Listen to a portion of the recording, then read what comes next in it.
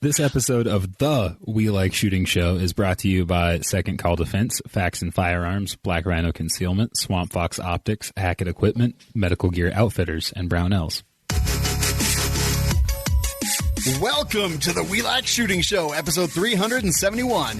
Tonight we're going to talk about a little bit of Airsoft, the Kopfjäger, K700, Textron, Squad Weapons, Blackwater Worldwide, and more. Our panel tonight is Savage 1R from Washington, Aaron Krieger from Michigan, Nick Lynch is back from rehab. My name is Shawn Heron, and I want to welcome you all to the show. Remember, Nick, just take it one day at a time, bro. Yeah, just one day at a time, man. You know, I think I'm doing all right so far. Were you at like a celebrity fat camper or? No, just actual alcohol rehab? Mm-hmm. Okay, well, fun. What's in the solo cup, Nick? It's none of your business. It smells a little bit like vodka. Mm-mm. He just likes collecting those one-day coins. Right. He's like, I have 400 one-day coins. Hey, you know what? I'm doing my worst. He's living his best life. It's just a terrible, horrible life. Taking it 5 minutes at a time. Let's do an ad read.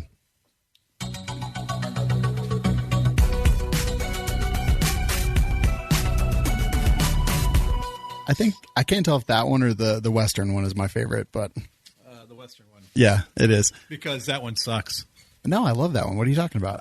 I hate that one. You're insane. You are literally insane. You're the definition of insanity. I probably am, but let's talk about Swamp Fox Optics real quick. One of our listeners just messaged us that he just ordered the Liberty and is really excited about it. A bunch of others have been telling us about all the stuff that they've been getting. Looks like the Blade is very popular. The Sentinel's pretty dang popular. The Liberty and Justice, the Pistol Red Dots, those are awesome. But yeah, they've just got so much, and we were shooting out to 1,000 with the Warhawk just last week, and it was super clear, super beautiful. They say it's their engineering, like the pinnacle of their engineering accomplishments. And I kind of have to agree. It is beautiful. Go to Swamp Fox Optics for all your optics needs and use coupon code WLS'Life, and that will save you money on every single order. And I don't know, just go check them out. Let us know what you think. We definitely want to hear about it. And cue next music.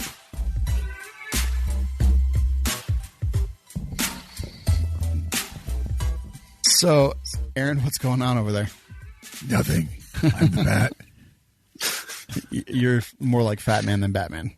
I'm Dad Man. No, that's Bat Dad. See, I feel like you're trying to steal other people's stuff. I got nothing else going on, man. Just let me have little things I can take from other people. Why don't you just turn your camera off? Because then no one would be able to see what I'm doing. Where's Jeremy? You didn't hear? No.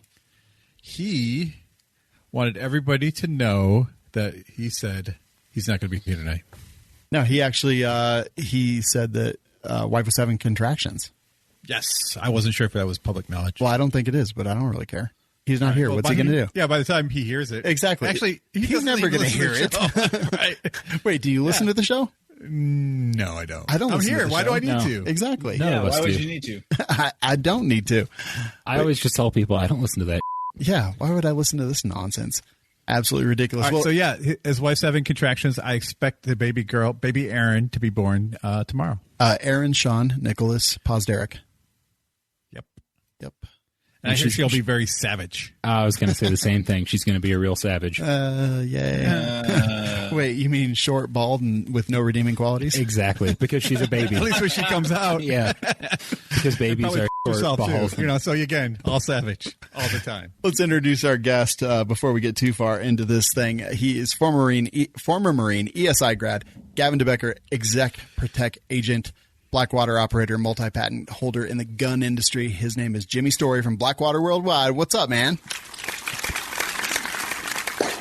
It's good to be here. It's good. Thank you for an awesome introduction that I wrote. It was pretty good, wasn't it? You did write it. It was easy to say. It was exactly what we asked for. It wasn't 17 pages long. Good. Yeah, because in the thing, it's like one or two sentences, but most of the time we get like 14 paragraph bios. So I was really happy to see that you followed instructions. So you passed the first test. Oh, good. That's good. Well, I'm honored to be here. Thank you for having me. And I'm looking forward to having a lot of fun with you guys. Hell yeah, man. It'll be awesome. I want to start it kind of at the beginning. Like Marine was first. Yeah, Marine Corps. I saw in Beirut when that bombing happened, I believe it was on the front of Time magazine. There was a Marine standing on top of a pile of rubble with a flak jacket on. And I was, I think, 11 or 12 years old at that point. I said, that's a challenge. That's where it started and stuck with me until the day I graduated high school. And I was in.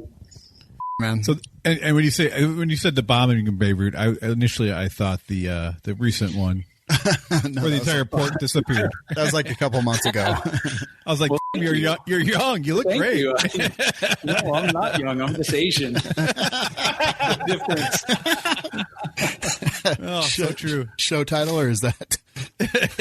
So Asian. So, yeah, I remember those days back in when Beirut was like the scary place, and It kind of still is, I think, right?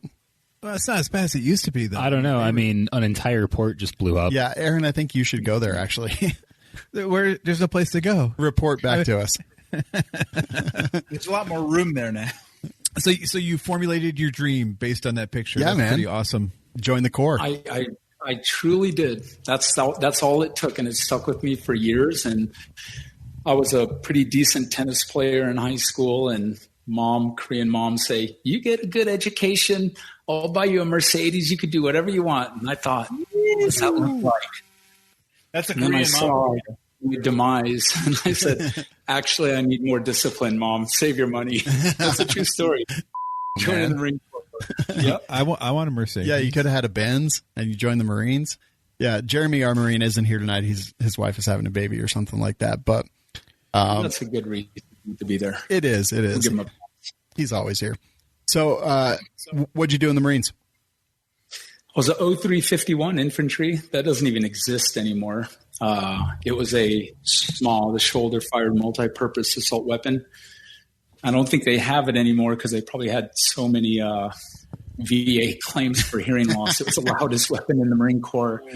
So we did that, and then I blew up a lot of C4 and TNT and that type of jazz, and a lot of and meaning rucksack runs. I was going to say, I was going to clarify that for you. We know Marines. But I mean, but I hear stories of Marines. It probably means other things too. Little column A, Probably does. little column B. So, yeah, 4 years in the Marine Corps. And while I was in the Marine Corps, I started studying this was before the internet, really. This was probably 92. I started doing the correspondence courses with Executive Security International, because I thought there was a real profession of executive protection. Then I started getting into that, doing all my research, microfiche, all of that kind of stuff at the library.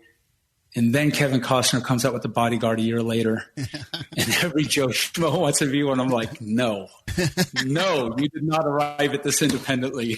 Not at all. And I finished the schooling, and it was 2 years after I was out of the Marine Corps. I think it was 96. Yep. And finished the schooling. And then I applied for a job. And I was from Northern California, and not so much of a small town, but it was nothing like LA. And I got the call from Gavin DeBecker to go work with them. And of course, I jumped all over it, kind of that whole, I'm going off to find my fortune and my whole, qualm in life, and moved to Southern California and picked that job up immediately and worked for them for some years.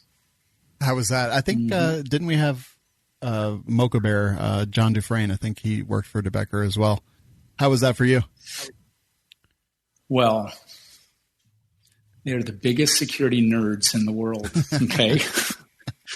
But they're the best. They really are. I got much respect for them. It is very sterile, and I would say a great place to learn your chops.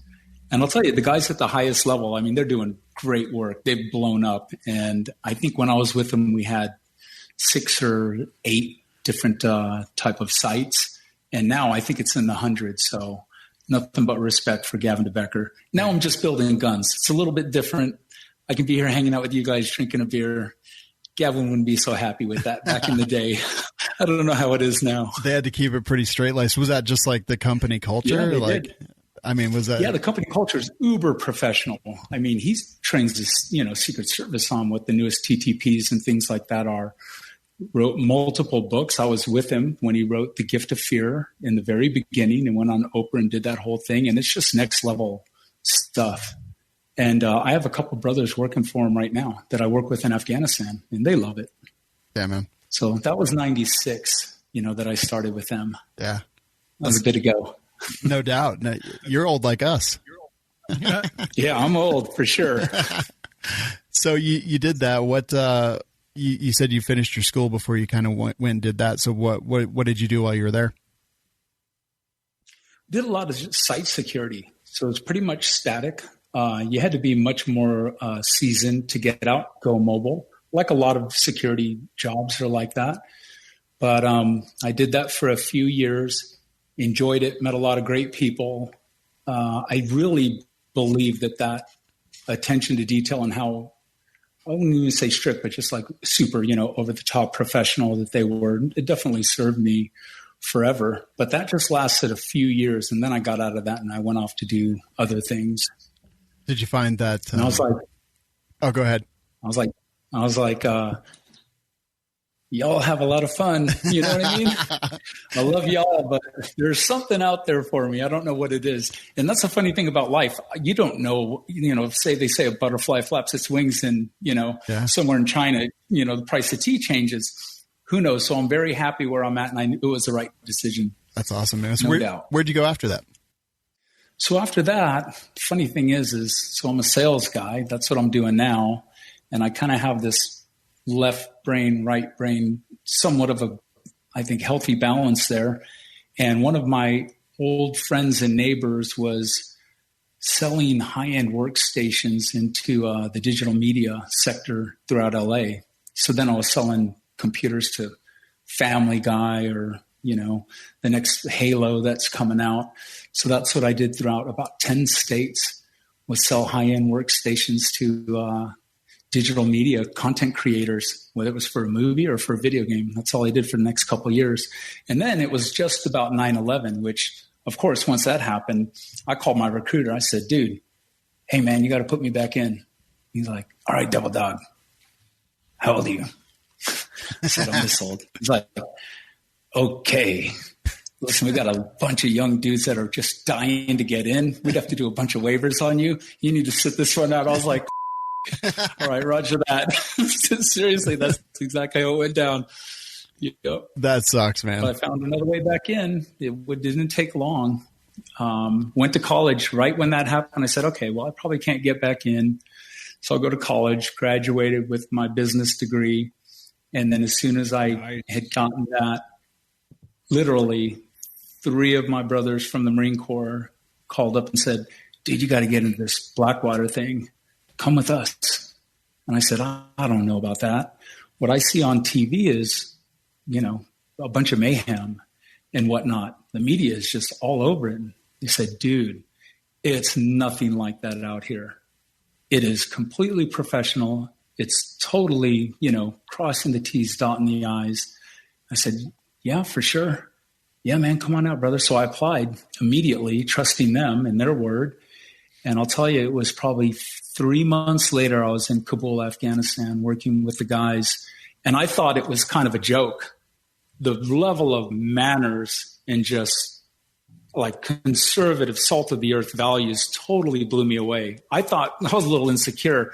I hadn't been in Marine Corps since 94, right? I was like, what's an M240? I remember M60.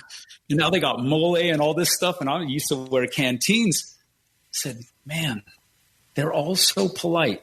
It's because the new kid's here. This is a joke. But it wasn't. They were all great. They were awesome. And then we'd run a bunch of missions, and I was there for 4 years running a ton of missions with those guys. It's the greatest group of guys I ever worked with. And I can't even explain what was happening and what I was hearing in the media to what I was seeing on the ground there. It was 2 different universes. So you feel like great time, man. Wouldn't give it back for the world. Yeah. Because the media is not a big fan of Blackwater, as I recall. No, Jesus, no, they're not. Oh, yeah. Harry Waxman and then a bunch of others. And then there was the whole hearing and all of that stuff. Yeah. It wasn't too friendly. Yeah, definitely. But you're over there, you're doing work, you're running missions and things like that. What kind of stuff were you guys responsible for? I mean, just like on the very surface, obviously no details. Yeah, it's chief of mission personnel. So anyone coming into the country, you have to protect. And it's a high threat protection gig. So up armored cars and full kit, and you pick them up, you take them where they need to go, or we leave our camp, pick them up, take them wherever they need to go. It could be 2, 3, 4, 5 moves. Who knows? Visiting this place, and then bringing them back safely. And that wasn't just driving. We were in Helos and Blackhawks, and we were going all over the place, just doing our job, which was make sure they're safe, make sure all the meetings go smoothly, and that everyone goes home, with same amount of holes they came out with, period. Definitely. I can imagine that'd be stressful. Did you guys do advanced work and stuff like that and know things ahead of time, or did they just spring stuff on you? There was both. Some missions we knew a month in advance. And then I'd say the lion's share of that 70, 80% were almost last minute. Hey, spin up. We got to do this and we got to get this guy. And all of a sudden it's point of contacts and are we going to bring K9? And I was generally, most of the time I was there, I was doing advanced work, which I just absolutely love. And I got to tell you, I think Gavin DeBecker and ESI, both of them really prepared me to the extreme nuances of running advance. If there's anything that I could ever do in executive protection, it would be advance. And there's something about rolling out with just one buddy or 2 other guys out into what we call, Indian country or, dangerous areas, which is just us 3, with a little bit of support by radio and maybe some big Army support, knowing where we're going. There was something really exciting about that. Getting out there, making sure everything is completely safe and goes incredibly smooth for when the main body arrives. And well done. Let's do it again tomorrow. Damn. 3 more times, 4 more times. Who knows? It's got to get your blood pumping every time you guys had to spin up, right? It's it had to, right? Oh, for sure. The Safi Hotel was bombed and attacked, and our camp was literally 1 mile as the crow flies, probably maybe a mile and a half.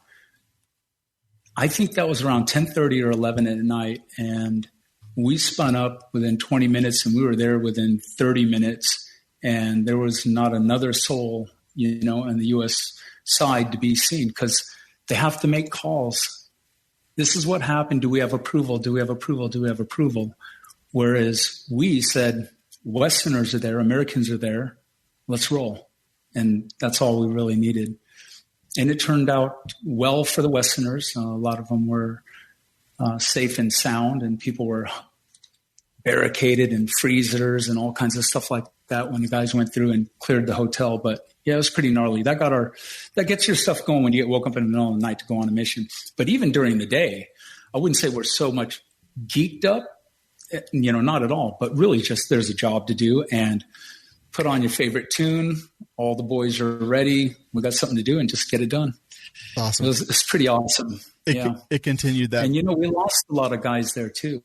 43 really? in total. Holy yeah. We lost 43 guys and 0 principals. So I love that, our history, and I love those guys. And we have a great alumni page on Facebook, and most of the boys keep in touch there. So it was much fun. And, we look back to the yesteryear. We're always keeping in mind and usually doing an annual toast, for the fallen and whatnot. So there's a rich history with BW. Yeah. It continues that brotherhood that you kind of started with the Corps and then kept it going there, right? Yeah, no doubt. That's pretty intense, man. So how long did you do that? 4 years. First 3 years I was on the teams, started at the very lowest position, learning, getting my chops and learning the ropes, and then working as an AIC where I was interfacing with the client, which was okay. And that was great. But they said, we need someone that can talk, and that's clean, right? I don't have this. I can't even grow a beard, bro. Me either. The big old beard next to the AIC, some senator or something like that. So I did that for probably a few months or maybe 5 months. And then I started doing advance. And then after that, moved on up. And then they said, we need someone up in the talk. And that's like the command center, pretty much. Make sure everyone's safe and you're tracking everything. And so we need someone good with computers and it's intelligent. I was like, like, damn, Chuck, you're going. Bro, that dude's Asian. He knows how to work a computer. You said there was an Acabus. Out there. That's awesome. I was like, all right, cool, I'll go. And then I did that for a year. And then I concluded, that part of my life, that phase, bowed out, if you will. Yeah. Sounds good. Because you knew that something else was out there, right? Yeah. Took me a couple of years to find it, but it was out there and to keep searching for it, which was starting a gun shop. I got back out of, I left Afghanistan and I came back to do another job. And I did that job. It was private security, working for some CEO. Did that for about a year. Then after that, I was at a dinner party in Austin, Texas. And it was a Steinway piano player, contracted dude. There's a spine surgeon, a brain surgeon, all of their wives, and they all wanted to know, what do you shoot? What's your favorite gun? And if you've ever watched Tin Cup, Tin Cup really puts into perspective. If you're decent or, really good at something, you can kind of use anything. So I have particular guns that I like. I just said, whatever's I'm carrying that day or whatever's nearest to me or whatever. And they had the coolest rigs. They were loading their own ammo, and they're big hog hunters, so they knew how to shoot. But they had Desert Tech, and they had tricked out Glocks and all of this stuff. And I said, well, that's cool. You guys are all into shooting. What do you own a gun for? Self-defense. What do you own a gun for? And we went around the table. I said, when's the last time you shot? A year ago. 3 years ago, I took a private lesson. Blah, blah, blah.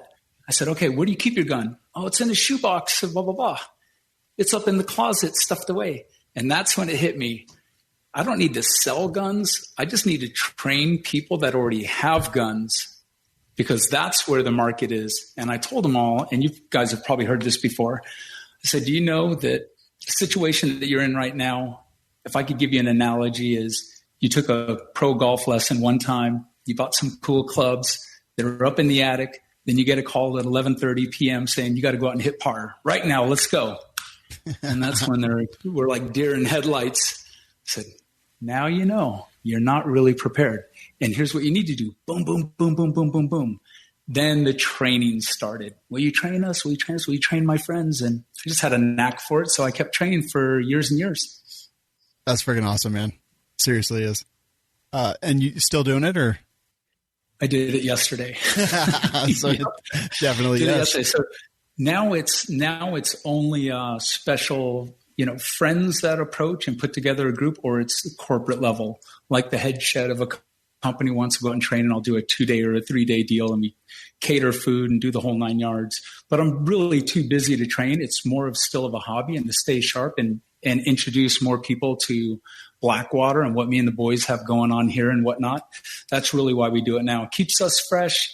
It's a nice change of pace from, building and shipping and selling guns and marketing and doing that all in the office. It's nice to get outdoors and, shoot some steel and get a few more techniques for all the people in the office here that may not have, ever had the opportunity to learn a few things. So we're constantly trying to keep that into our mix and get everyone. I want to be at SHOT Show where no matter who's working here, if someone asks them a question about shooting, they just know what they're talking about, at the highest level. That's kind of the goal. That in the Marine Corps, everyone's a rifleman. So at Blackwater, everyone should know how to shoot no guns. You know what I'm saying? Definitely. So tell us. With a name like Blackwater, you better know guns if you step into our booth. Right. Exactly. I can actually say when I was in the booth, I think everyone that I talked to was like, okay, that guy knows what he's talking about, actually. Which is not talking about me. Which is not the case with a lot of booth people at SHOT Show. So it was refreshing. Ended up talking to just like we were standing there, and I don't even remember who it was now. Big, tall, older guy, talking to him about the Sentry shotgun, which we'll talk about here in a few minutes. But yeah, he was like, oh yeah, no, I worked on that from the very beginning. And he knew everything about it. To Troy. Yes. Yeah. Troy was a huge, all the initial designs was Troy. And that, when I was talking to you guys before we started, when I told, the Iron Horse guys, Ryan said, go meet with this machine shop. That was Troy. He's the owner of that machine shop, Metropolis Design. They can, if you have an idea for the next super widget, He's the guy. So you were talking to Troy. Yeah, he knows the gun forward and backwards. Brian's great. He knows it. I mean, he is engineering all the parts and, making sure everything's supplied to make them. So, yeah, those crew that we took there was on top of their game. So that's nice to hear. I'm going to tell him you said that, Shawn. Yeah, it was for sure because it was very unexpected and a very pleasant surprise. I jumped ahead a little bit. How did you come to Blackwater Worldwide? So after I left BW in November 11, that's when I did the private stuff in Range 6. And then I was working at, when running the shop, Range 6, and I had that company or that small boutique gun shop for 7 years.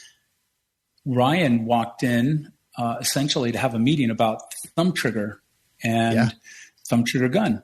And I thought about it and contemplated what are the pros and cons. And one of my old clients in executive protection told me, and he's a billionaire from Australia, we're cruising around in his Learjet, and he says, Jimmy, listen, mate, you have to fall in love with the unlovable. I said, okay. In real estate, that means find these undervalued, dilapidated properties, but that has promise in a market or something that's going to happen in the future. And I looked at that thinking the same thing. Can I fall in love with the unlovable? Because it looked terrible. It was hideous. I'll be quite frank with you. It was disgusting. It's like Aaron. But holding it,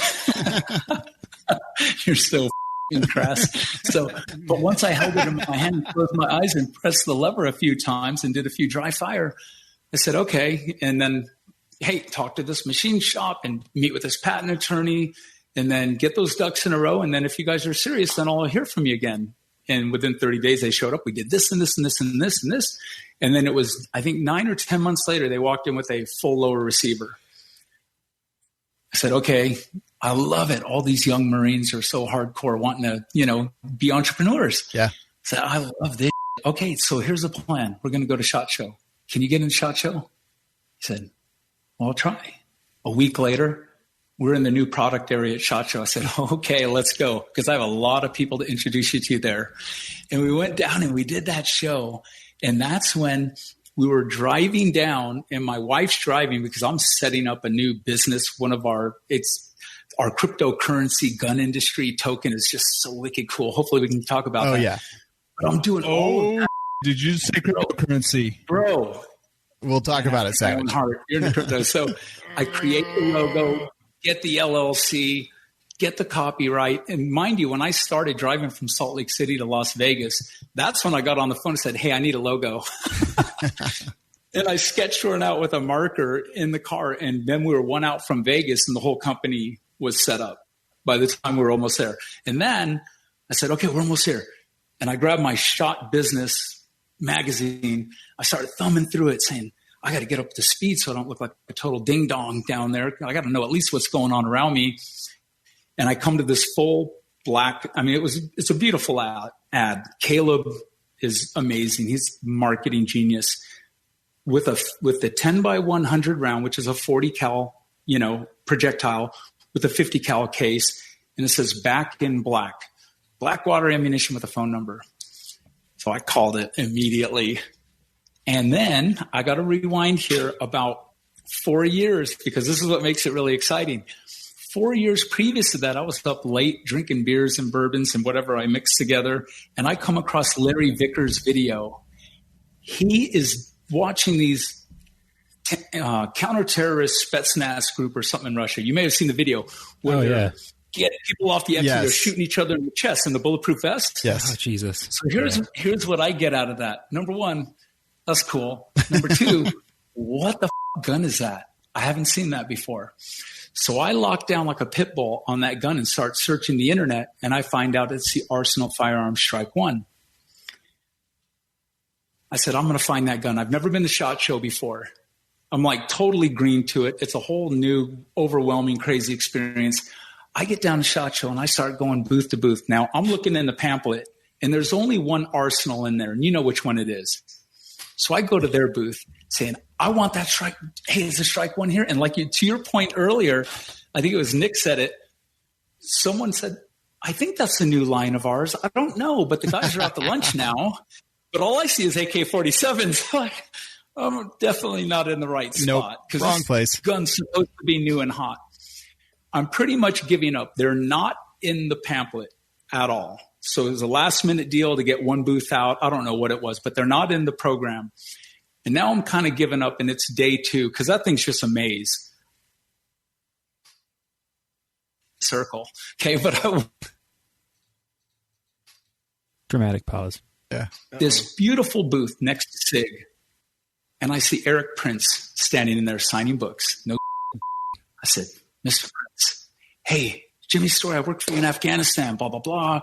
We talk about his book. We talk about the boys and the work that he's doing and blah, blah, blah, and all that. And he goes, what are you doing here? I go, well, where am I at? He's like, you're with Arsenal Firearms. You're kidding me. Holy shit. This is a gun that's the one right there. That's the gun right there. That's what I'm looking for. He said, oh. I said, yeah, I own a gun shop up in Salt Lake City. I'm trying to get a hold of this gun. He says, not released yet, but let me introduce you to my dear friend, the CEO. Roger that. Meet Nicola Bandini, go over the guns, break them down, put them back together, all of this jazz. Nicola's great. He's marketing, the hype out of it, or the out of it. He's hyping it up. And then I said to Eric, all right, I got to take off. Good to meet you all. And Nicola gave me his card. And I think it was 2 months later, I sent him an email, maybe a month later, sent him a picture of him and I and Eric, shaking hands and whatnot. And said, hey, remember me if you ever, come up, because I don't know the billionaire crew and how they all operate. I go, if you ever come to Park City, let me know. I'm going to send a driver and a car and we're going to take care of you. His email, James, I remember you. Of course, James, blah, blah, blah. So great to hear from you. I'll make sure that if we, bring it to the U.S., that you'll be the first to know. Okay. 2 years, maybe a year and a half from that moment, I get a call. Is this James' story? I said, yep. Who's this? I don't know who the you are, but I'm told you need to carry this gun in the U.S. Okay. So we get the guns first, start selling them, tricking them out. We're doing all the cool, stuff to them and really made a good business out of it. And the Strike 1 was great. Then we did the Archon Type B, and it was just all fun. And Ring 6, that was like our niche. That's all we really focused on, making holsters, whatever you can for those platforms. So now we go back to, I'm driving down to Vegas, and I call the number. Hey, this is Jimmy with Ring 6. You guys are making ammo. I want to carry your ammo. I want to meet with the guys, Are you guys there? Jimmy. It's Nicola Bandini. Hello, old friend. How are you doing? I'm like, you're answering the phone? Are you kidding me? It was so awesome. He says, stop by the booth. We have stuff to talk about. We get down there with Iron Horse. I'm introducing them to people. We're meeting people that could be potential dealers and all that stuff. And I go to the Blackwater booth. It didn't occur to me. I just wanted to carry their ammo because the ammo looked sexy. The brand is great. And I want to support the company. That's it.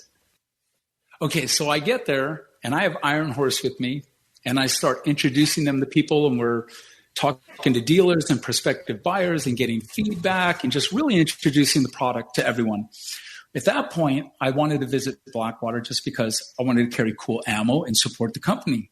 What's special about the ammo? How can we sell this? How is the company doing? Catch up and support however I can. I get into the booth. And I start talking to Bill Matthews, and we're just talking about ammo and bourbon. And it's great to see Nicola and Eric Prince and his big hugs and all that stuff. And I said, we have a thumb-operated AR. But I'm not saying this out loud then because I think it's kind of premature as a product still. We just got the SHOT Show, just made this lower receiver. But I did one test that gave me a ton of confidence. I took out myself and 2 other Marines, 2 Army guys and 1 civilian, 6 guys. And I said, everyone's got an AR on the line. It's 50-yard BZO. And everyone sighted in their guns. Then we had about 10 different types of ammo and different lot numbers. And then we started throwing different ammo in the guns. So everyone had a really small, I'd say, half-inch group at 50 yards. That's about how good everyone was doing, plus or minus just a little bit. Then we put targets out at 100 yards and said, okay, same thing, nothing changes. Now you're going to do 5 shots with the thumb-operated lower. And then all we did was take off the lower and put on our traditional lower. And then they did a 5-shot group of that. So the ammo was matched to the harmonics of the gun. The scopes were dialed in. Everyone was shooting. We're about 2.5 hours in, shooting great. When I saw the average group size look like this with the traditional lower in trigger, And then it was so clear as day. I should have brought it with me because I still have it in my garage.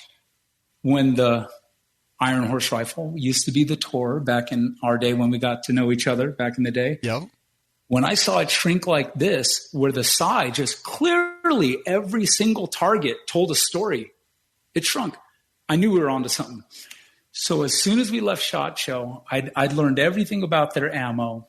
And then as soon as we got back, within 2 weeks, I emailed a gentleman at Blackwater. I said, hey, it's me. Because he gave me his card. He's like, oh, man, we had so much fun. Contact me if you need anything. I said, roger that. Of course I will.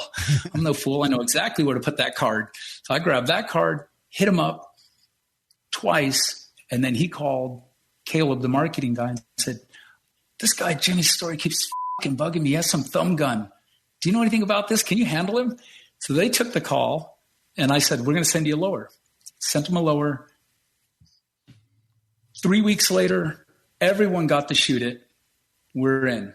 What do we want to do? At first, it was going to start out as just a collaboration. Like, let's do some thumb-operated guns that are Blackwater guns. That turned into, hey, let's start talking about equity purchase, because we have, obviously, we have the Century 12 coming out. And we have a whole list of other thumb-operated 6.5 Creedmoor bolt gun coming out. And they were pretty excited about those products. And Blackwater wants to do great, if not the best, in the firearm industry. And they're no joke. I mean, they did what they did with Blackwater. If they can have some of that magic and that DNA and put it into firearms, you know, we felt very confident that we would be successful. And then it was from that February to December was when I think we inked the deal. And then so February to like November-ish, and then we were at SHOT Show with all those guns. Yep. And that would have never happened if we hadn't, you know, partnered up and joined forces. And now we're just off to the races doing all kinds of things, 1,000,000 miles an hour. And we always look back, yeah, it was just that stupid. This guy with the thumb gun, will you answer this call? I don't know. I used to work for the company. That's how it all happened. Meeting Eric there and then Nicole Bandini getting in those guns and just surviving and staying in the gun industry, we would have never succeeded or been here for it. I'm going to take all the credit. Purely, it's me. Clearly. You deserve it. Stop. Exactly. It's fucking awesome. Hey, we're talking to Jimmy Story from Blackwater Worldwide. We're going to take a quick moment and, nope, not that one. We're going to hear from another advertiser. Okay, and that advertiser is going to be Black Rhino Concealment. Nick, what do they make? Concealment for black rhinoceroses. Look at that right there, though. Yeah. Yeah, those are my abs. No, those aren't. Yeah. Also, What? That's a woman. No, that's my beard. Wait, how do you know that's the woman? Are you assuming their gender, Nick? Yeah, Nick. Are you an expert on male, I female anatomy, abs? See, Black Well, Rhino. it's like a close-up of their crotch, and there's pretty clearly nothing there. I mean, It's a very tight crotch. it is. It is. I tucked it back. Those pants are tight. I tucked it Yeah, back. sometimes people tuck. Exactly. But yeah, Black Rhino Concealment makes holsters, kydex, all kinds of good stuff. And I got to say, I carry their appendix carry holster, their ACS, every single day. It's what I carry every single day with the SIG P365. Comfortable, use it all the time. Absolutely love it. Again, these are my abs. That is my belly button with the piercing. Weird, but okay. And the hair hanging down the side is my beard. It's like the it's like the chick from It's Always Sunny that Mac runs around with. Oh yeah, the waitress. No, there's like the chick that tucks. Yeah. Wait, what? No, she actually finally got it cut off in the show. Well, eventually, yeah, she did. But yeah, Her beard. yes, so I recommend they've got the TCS and the ACS. Those are two. The Heron appendix carry system. All kinds of holsters, and as well as if you open carry or you need like a battle belt rig, any of that stuff, they also make as well. Go check them out, blackrhinoconcealment.com. Coupon code is WLSMofo, and it will save you money every single time that you go to their website. 1,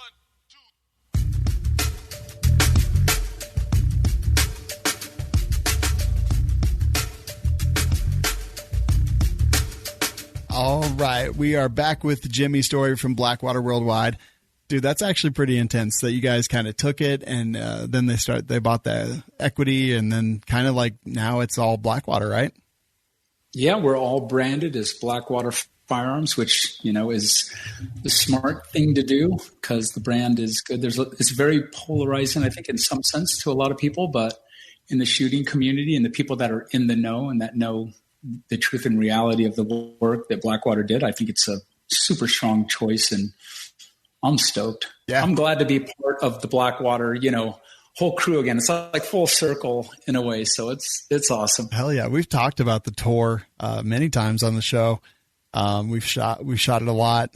That is that thumb operated receiver? Is that what?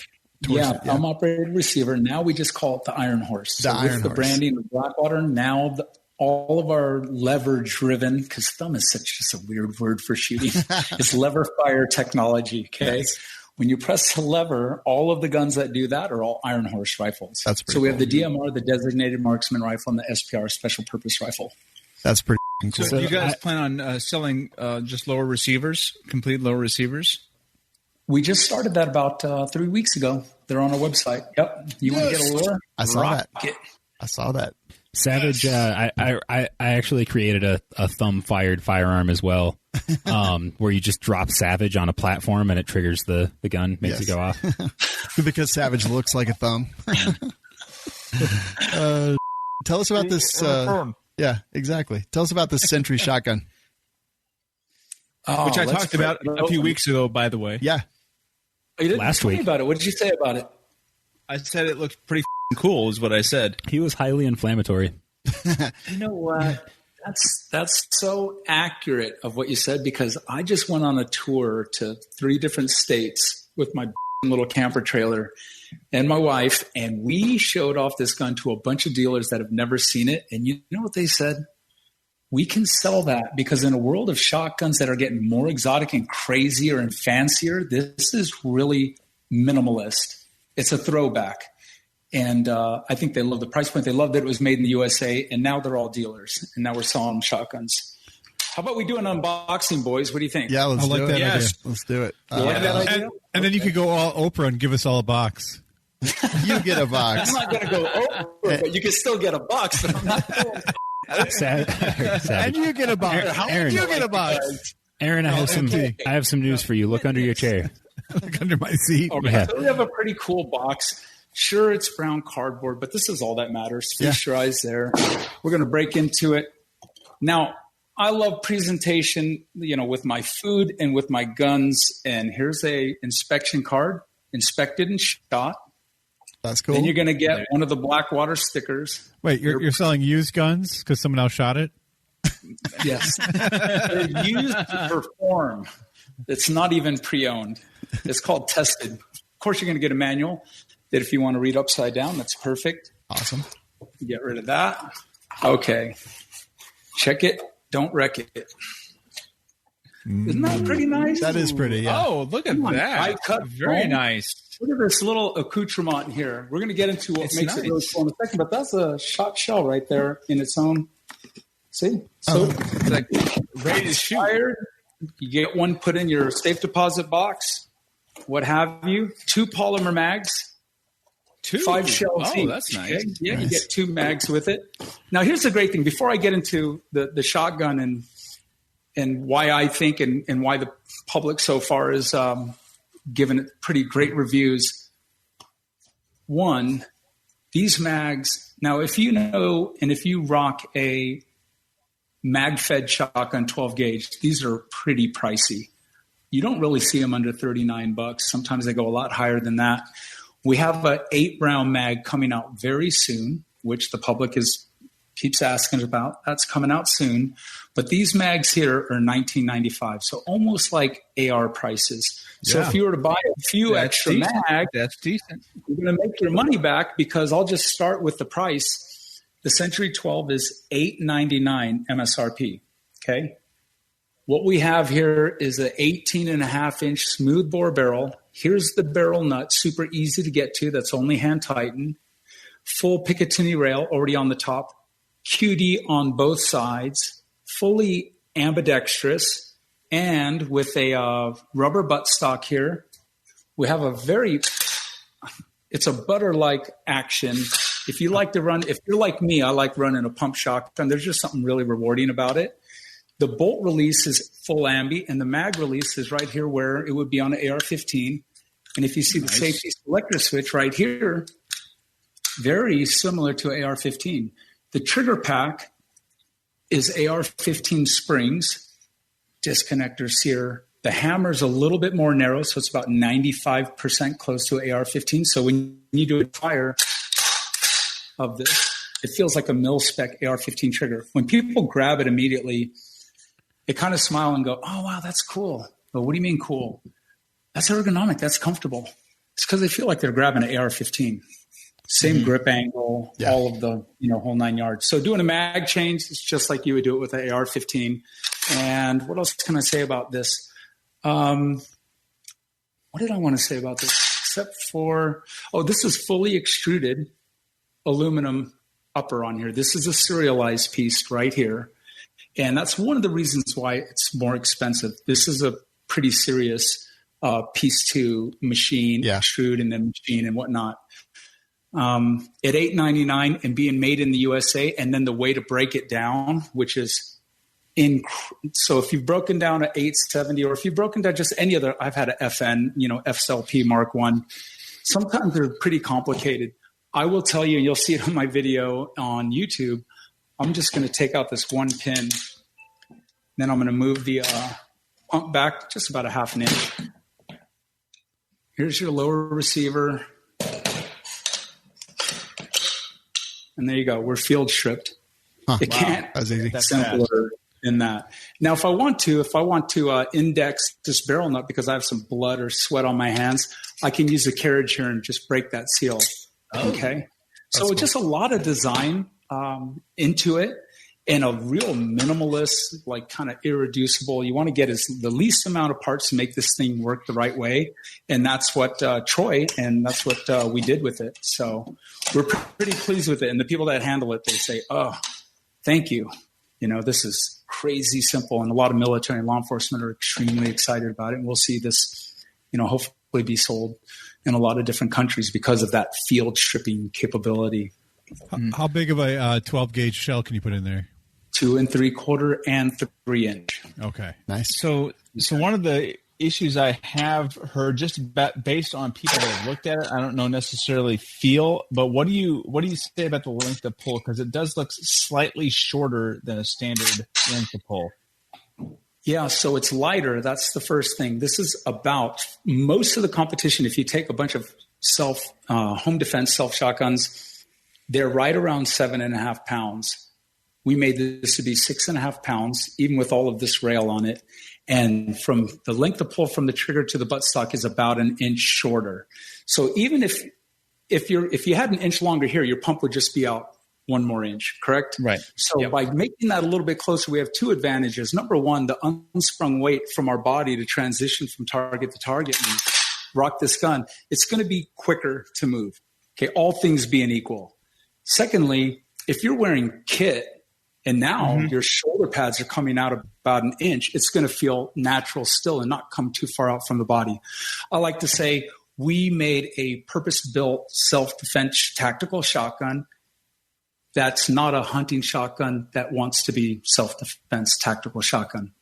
Make sense? That's an awesome answer. Yep. It actually looks cool. Made in the USA. Did I mention that before? Made in the USA. Once or twice. Designed, sourced, very compliant, made in the USA. So we're proud of that. What if I want to hunt with it? What if you what? Want to hunt with it. Yeah. He wants to hunt. Yeah, with that. Why not? Well, you said it wasn't a hunting shotgun designed to be a tactical shotgun or whatever. What if I want a self-defense shotgun? Shotgun that wants to be a hunting shotgun. That's right. What if I want to repurpose it? It depends. Go to the range and get your spread and put in your loads and see what it does. And if you're comfortable with it, rock it. Why not? I mean, if you needed to hunt with a Glock 17, you probably could, right? I mean, if that was the last resort. So not only would I plan to at some point, but so. In Michigan, we have to hunt with shotguns under the 45th parallel. Above it, we can use necked up rounds, but we have to use a shotgun or straight walled cartridges. I can see that being a practical application, as well as a lot of turkey hunting. So if you go back to the hunting, it's definitely out there. So is there plans for a braced barrels next year too? What? short barrels? That's what I was going to ask. If you were going to do a shorter barreled one or a pistol. Pistol. We have some really cool stuff coming out at SHOT Show. It's going to be incredibly exciting what we have coming out. But the choked barrel that will be out. Nice. Oh, choke barrel. Good. That'll So be you can available probably. I know everyone wants to do it because the public's asking for it. It's in the plans. When it's going to be released, we'll see. But it's on the whiteboard. That's cool, man. So nice. What's coming in the future? So you guys are doing this. You're doing a bunch of changes. You've got the Iron Horse rifle. You've got the DMR, the SPR. You've got the Sentry shotgun. Like, man, like things are happening. What else you got coming? What's the plans? Let's not talk about the future yet, guys. Let's still talk about the present because we do have the DMR here. Nice. Okay. Right. So if we've been speaking and some people have been listening going, well, this is my first, my first experience or hearing about the thumb operated AR. Let's do it. This is the DMR, 18-inch barrel, full extruded stock with riser and pull. I mean, isn't that cool looking? Look at the design feature. I'll tell you what. This is what this rifle is really good at, and I will bet pink slips. And this is a beautiful Husqvarna 5x20 scope that is dialed in for Hornady ELD match 73 grain. You can shoot whatever the hell you want with this, as long as you just didn't put in a dip and you're shaking or doing some weird. But this thing will rock the lights out. A dueling tree at 100 yards or 200 yards. You get behind this. You can compete against anyone, and you'll beat them. It's just faster on target for accurate follow-up shots at distance. It's a nail driver. What caliber is that? This one's 5.56. Okay. I'll tell you. And the SPR has a 16-inch barrel, and then a fixed stock, and that one is in 223 Wild.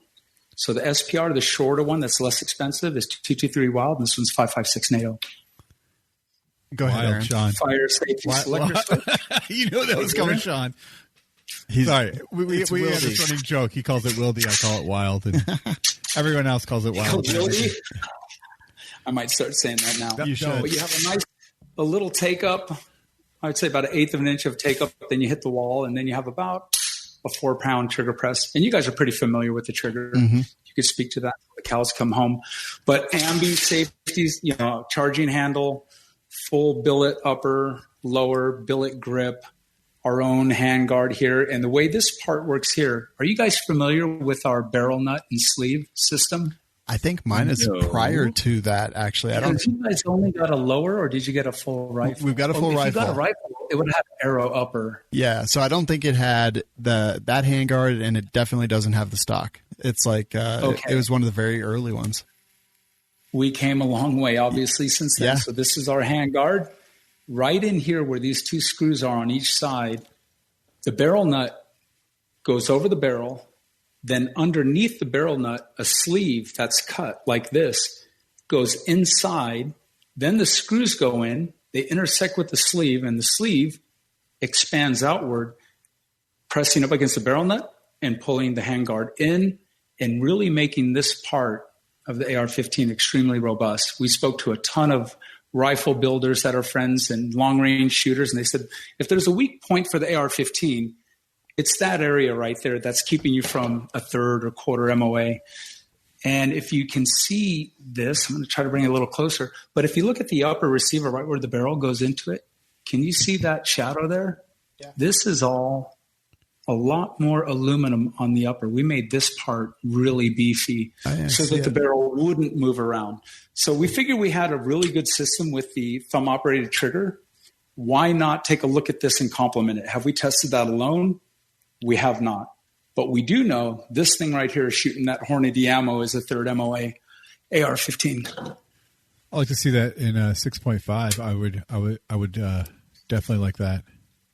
Just for as a DMR rifle, just to push it as far as it could go. What do you guys think of 6mm arc? So I'm not familiar with that. I've got a barrel on order. It's just back ordered forever. Yeah, we're on back order also, but we're testing that, and that round seems to be, and I've done a ton of research on it. It seems to be the perfect match for what you can put into the AR-15 magazine with the right ballistic coefficients and all that type of jazz. So we're looking hardcore at that. I just want to get you guys' thoughts on it. Yeah, I think I'm going to take that barrel and replace my 224 Valkyrie because you hate that thing. I kind of had Valkyrie? it. Yeah, I've kind of had it. You just can't get that thing to shoot right. I mean, everything that you fed into it, it just hates. So I've never spent more time on a thing than that, and it's still just not great. It's okay. It's just not great. But yeah, 6mm arc. I mean, the hardest thing you see with a rifle in a semi-auto platform versus bolt is just, the follow-up shots are really a big deal. With the bolt action, you have more time to sit on that. With a AR platform, it's much quicker, and you don't get as well of an accuracy just based on the bedding and the barrels and all that. But it sounds like you've solved a lot of those problems. Oh yeah, 100%. It's easier for beginners to learn on it, and for someone there's two types of shooters. Well, I'm sure there's so many more in between, but predominantly there's two types of shooters that are people that like guns and want to learn about it, and they'll learn and then they'll shoot every so often. And then there's shooters that shoot all the time. And if you're not going to shoot all the time, but you definitely want to just pull the gun out of the case and hit exactly what you're aiming at, this is going to have an advantage because there's just less human error. There's a lot of practice. You guys probably know this. There's a lot of practice that goes into this. Long range shooting, the monsters show up a lot. And then also shooting a pistol, it shows up a lot. And I tell my clients all the time that scene in Pulp Fiction where he runs in the room and can't hit, homeboy, Samuel L. Jackson. That can really happen because the trigger press, the gun weighs 1.5 pounds maybe. A rifle weighs 8 pounds. The trigger press pull on that is 5 pounds. The trigger press pull on a trigger is 5 pounds. So all things being equal, you have this tremendous trigger pull to weight ratio of a pistol that you can really jerk it around. And in long distance shooting, it shows up at 100 yards. Maybe you start to notice it. We notice it. In 25, all the tactical shooting, you probably don't notice it shooting steel. But once you go to the thumb trigger, you don't have to have as much training. And it's much more forgiving. So one of our guys took a rifle to a PRS match in Texas 3 months ago and confirmed what our data has been showing and what I've experienced and what we've been saying. They had every PRS shooter shoot the DMR there. I don't know what the range was. It was a steel target out a few hundred yards. But 3 of them called me and we had this lengthy conversation. Said, you guys are onto something there because I thought for sure I had a terrible trigger press and it was a miss. And I still hit the target. So even though I had a terrible trigger press, the gun saved me. So that was really, great feedback. And now Timney's, is working on a trigger for us. I think a 1 3/4 to 2.5 pound single stage adjustable trigger. I'm pretty sure that's what we have that they're working on. Those might not be the perfect figures, but when that comes out, this is going to be even more fun to shoot long distance. One of the big things you find with PRS shooting is the way you hold the rifle. I see a lot of videos you see with Shawn. He doesn't cup he doesn't grip the handle, the grip. The grip. He doesn't grip the grip. I know it just sounded weird when I said it in my head. He doesn't grip the grip. He holds it. He doesn't put his hand all the way around it. His thumb is still above it. It doesn't go all the way around it. That's generally on the right side. Yeah. Well, this is my right hand. It's just backwards. Yeah. So with the Thor, it actually lends itself to that grip, which is really impressive for the long distance shooting. You mean the Iron Horse? Iron Horse, yes. What did I say? Thank you, my man. I didn't even have to say it. I got you, fam. It's working. Yeah. The Gen 2 grip of that is going to allow. So right now, I think it's not as comfortable as it maybe possibly 100% could be. If you want to use this only for long range, this isn't uncomfortable to shoot. But grip number 2 is going to have a slight opening, and it's going to be a little bit flared out so the hand can get in here. And, of course, if you have this, that's just a quick swap. Yeah. Send out a grip, okay, and then you just swap it out. But that'll lend to it a little bit more, I think, for guys that want to lay down and prone and put their chicken wing out there, so to speak. Yeah, I mean, when we first saw the thumb, we were like, "Oh, that's kind of interesting. Let's take a look at it." And it was surprisingly intuitive. Yeah, I think one of the, you get something in and you have like these presupposed notions, but we really try to clear it out and just kind of start from zero, so that we can really test it and really, I don't know, come to a unique conclusion that's not biased by all of our past experiences. And I think I personally always felt like it was very intuitive and it felt good. And long range shooting was 100% something that I thought that it would excel at. And some people with disabilities, we've got a good buddy that was EOD, got blown up and missing some stuff. And he messed with it, and it was really good. He has thumb and index finger on his firing hand, and it worked really well for that. So yeah, we've always kind of been into it and thought that it was a interesting and unique and had practical uses, reimagining that had practical uses as well. Yeah, we've heard that quite a bit from a lot of disabled vets and just other people that have lost their use of their index finger. And it usually pops up, I'd say, about once a week on Instagram, where someone will tag a friend saying, "Hey, this might be for you. You can get back into shooting." And that's nice to know that people can get back into the shooting sports without having an index finger.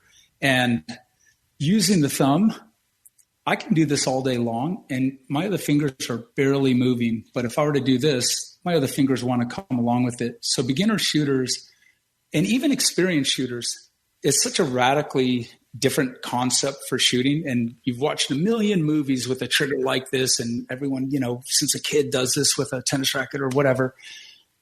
It doesn't really, only for the top 1 or 2% of early adopters that think about long range shooting. So when we had the Marines come in from Quantico, I think, or it was the instructor for the Marine Corps shooting team, whoever it was that came to SHOT Show, I think his name's Josh, we had a great conversation.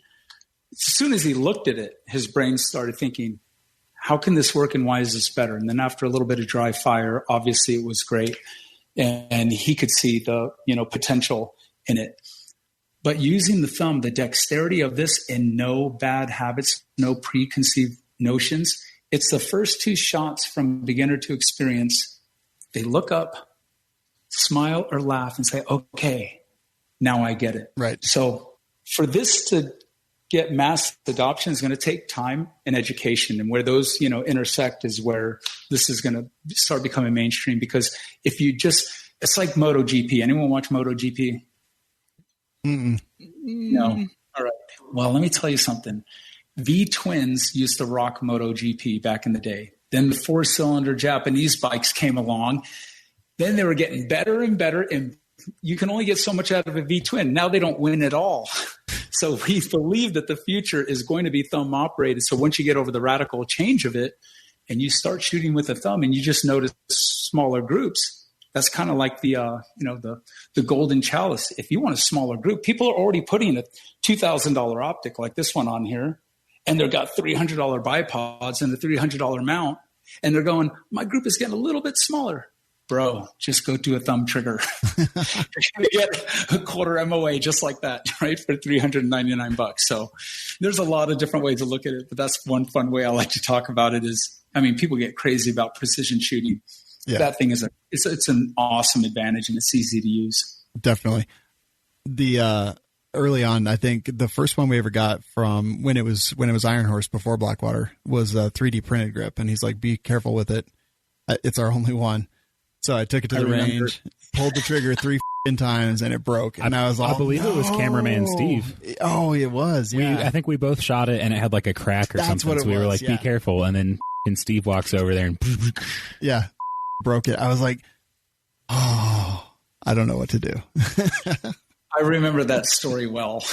And Ryan said, you're not going to believe it, that the 3D grip broke. And I go, well, did they know it was 3D? He goes, yeah, I made that pretty clear. I'm like, well, as long as that's really clear, that's good. Don't let them know it's something out of the... I'm pretty sure before we even went out, we looked at it and we were like, we're going to break this. Yeah. Like, we're going to try, but try to not break it, but it was good. And then we got the other one in, the other rifle. Then we sent that one back eventually. And then we got the third iteration that we have. And now it's like, the stock, the handguard, all that's different and awesome. Definitely growing and growing and growing, which I think is really cool. Like, where do you guys want to go next? Well, Mars. You're going to see a lot. Definitely. The way things are going here, that doesn't matter. We're going to be fine. Just you'll wake up November 4th and hopefully everything's going to be like better. We're going to go back to normal living because this has been ridiculous. And that's a whole nother show, boys. SHOT Show is going to be exciting. We have a thumb operated bolt gun that will be coming out. A lot of hunters that are into precision shooting, obviously hunting long distance. We think that's going to be a big winner. We're going to, sponsor some people probably, or just get it in the PRS. Hire Shawn. Who does PRS there? Is that you, Shawn? No, I don't. I'd say our most accomplished long range shooter is Nick, but I did shoot 1,000 yards for the first time the other day. So we're just sponsor him and then get him out there behind the gun. Who knows? Done. In all seriousness, next year is going to be pretty exciting. If you were at the booth, and saw some of the pistols we're working on, there's really exciting things going on there. I wish I could talk about it, but there's so much more going on, and hopefully we'll be able to, you'll hear about it and we'll speak about it in a week or 2 or 3 weeks from now. But there's the Blackwater. Eric Prince, when he said to Brian Kilmeade on the podcast about a month ago, he said, I'm bringing Blackwater back. It wasn't just in one capacity, it was in a lot of ways. And it's going to be a really fun journey. And we're excited. Maybe it'll be the first podcast to show off the new when we get it. Yeah. And it's going to be a hell of a time. Awesome, man. Yeah, it gives us stuff to talk about in the future, which is always a good thing. Yep. I love it. Can you stick around with us for a bit? Yeah, I'd love to. All right, awesome. Where can people say again? Who's got a beer for me, though? I need to get one myself, man. So if you go get one. Yeah, we're always drinking. I'm like 5 in, man. Because Sean's an alcoholic. Well, yeah, okay. Obviously. Where's no, I'm not drinking that, Nick. Where can people find Blackwater worldwide and find the Iron Horse and the Sentry and all that good stuff? Well, if you're in Utah, give us a call here and come visit us. We'd love to give you a tour of the shop and hook you up with some swag and get your hands on these guns. There's a dealer locator on blackwaterworldwide.com. You can hit that dealer locator and find a dealer near you. If there isn't one near you, then contact your local dealer and say you need to start carrying Blackwater. Remember, we only started shipping late July. So there's a lot of dealers that are unaware right now, but a lot of customers in the public that are asking for it. So if they tell their dealer to carry it, that's great. If they want more information, blackwaterworldwide.com. On YouTube, Blackwater Worldwide. Do you have Instagram and all that yourself? Blackwater Firearms and Blackwater Ammo. So Blackwater Firearms on Instagram as well as Blackwater Ammo. Yeah, man, that's awesome. And we're on Brighteon and BitChute as well. Nice. All right. I did actually take a note to talk about the crypto stuff in our Gear Chat segment, which is next, and we'll be there in just a minute. Cool.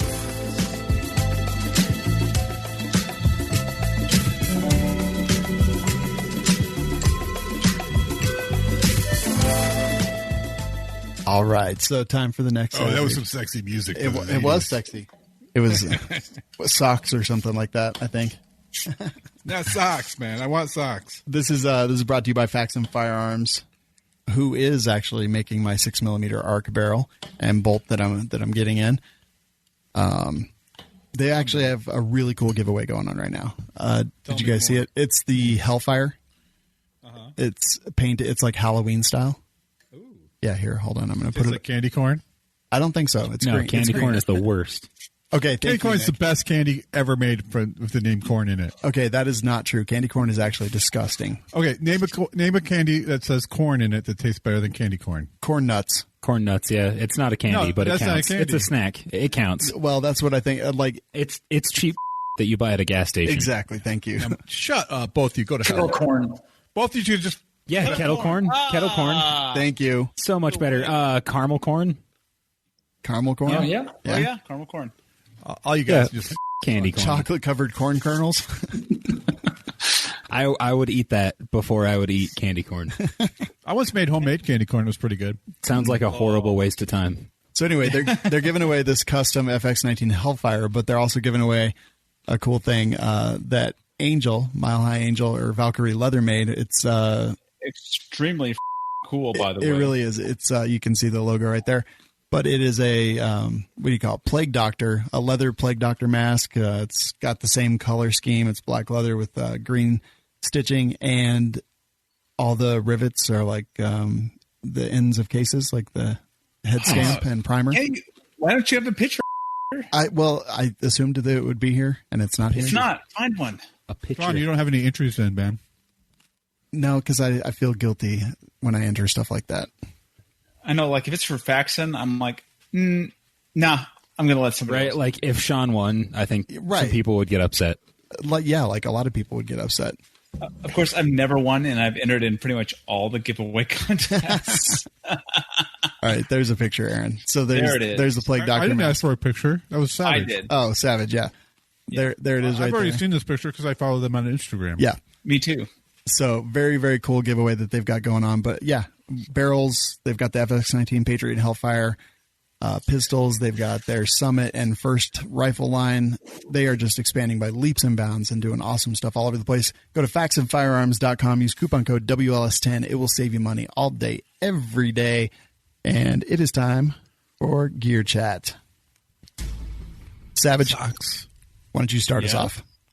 Oh, my God. I get to start for once? Yeah, man. Let's say you Yes, started you do. last week, too, so don't get all excited. Take it away, Savage. Take it away, Savage. All right. Let me just put some information in here. So, All right, that's enough. Bring it back, Savage. No. Oh, your opportunity's gone. Yep. For all respect to Blackwater Firearms, Textron actually is bringing some heat with some really cool, innovative new guns. They have both a rifle and a squad weapon, automatic weapon that they're bringing to the market, and these things are f***ing baller. Not just the way that they look, but the ammo that they shoot, because the ammo that they shoot is a 6.8 caliber case telescoped ammunition. So this is like the next level. You know how like back in the 80s they were trying to go for caseless ammunition? It's similar to that, but in a different way. So what that is it's a big, well, the case, the casing, the cartridge is a long plastic tube that houses all the components within it. So it's mainly done for weight savings. And so it's a 6.8 bullet on top of, powder and a primer, but it's all housed in this tube. And the tube is thicker, so obviously that requires them to have a larger magazine, and but it's lighter too. So it's just a really cool package. It's a new type of ammunition. So instead of like the bullet sticking out the top, it's actually inside of the entire plastic casing. It's like a tround. It is like a tround. It's very much like a tround. It's exactly like a tround. So they have this entirely new system, and I really would love to see how it operates, because if you're looking at the picture, the ejection port is forward of the magazine well, which is really f***ing odd. Yeah. I mean, I was looking at that. I was wondering if that is like actually, where the bolt cycles back and kicks the round out, or if it's got a tube like some guns do where it pushes them forward. it pushes forward. Yeah, Okay. I was thinking the exact same thing. I was like, so how does this f***ing thing work? And they mentioned something in the video about push forward. So maybe that has something to do with it. I don't know, because otherwise that would be a super short barrel for a standard rifle to be shooting that ammo. But the stuff looks like it operates really, really well. It recoils slightly higher than 5.56, but because it's a 6.8, and I believe it's loaded to something. I mean, it seems like it's loaded to something around like 6.8 SP. I don't know. Is it SPC or Grendel? No, 6.5 Grendel. Yeah. But I mean, it's meant for long range. So 6.8? Yeah. I mean, 6.8, more or less. And so they got the squad automatic rifle that's got completely round links that are plastic. So it's not like the metal links that are heavier and that'll separate and fall away. It's all one belt basically that goes through the thing, which is pretty cool. Sounds terrible for the environment, man. Let's be honest. have At least metal two. biodegrades and, becomes nothing. Plastic just stays forever. Two statements here. One, the photo that Shawn's zoomed in right here, where it shows all the ammo on the belt, they look like Energizer batteries. Yeah. They do. They totally do. Second, that ejection port looks like you would shove your fingers into it or over it or around it constantly. Yeah. Like there's a picture down here of a guy shooting from a kneeling position, and his fingers are like almost in it. Yeah, I was thinking that too when I was watching this. So there's a video that they link in there. It's not the actual video that is there, but there's another one. But they show a guy shooting it, and his pinky is just in front of that ejection port, and I was like, ooh, that I could see that being an issue. Yeah. But all said and done, these guys developed 2 guns, both a rifle and a squad automatic weapon, that fire this new ammunition, and it looks cool as Okay, someone the other day was like, Savage is Savage. I know, I swear a lot. Yeah, I swear a lot.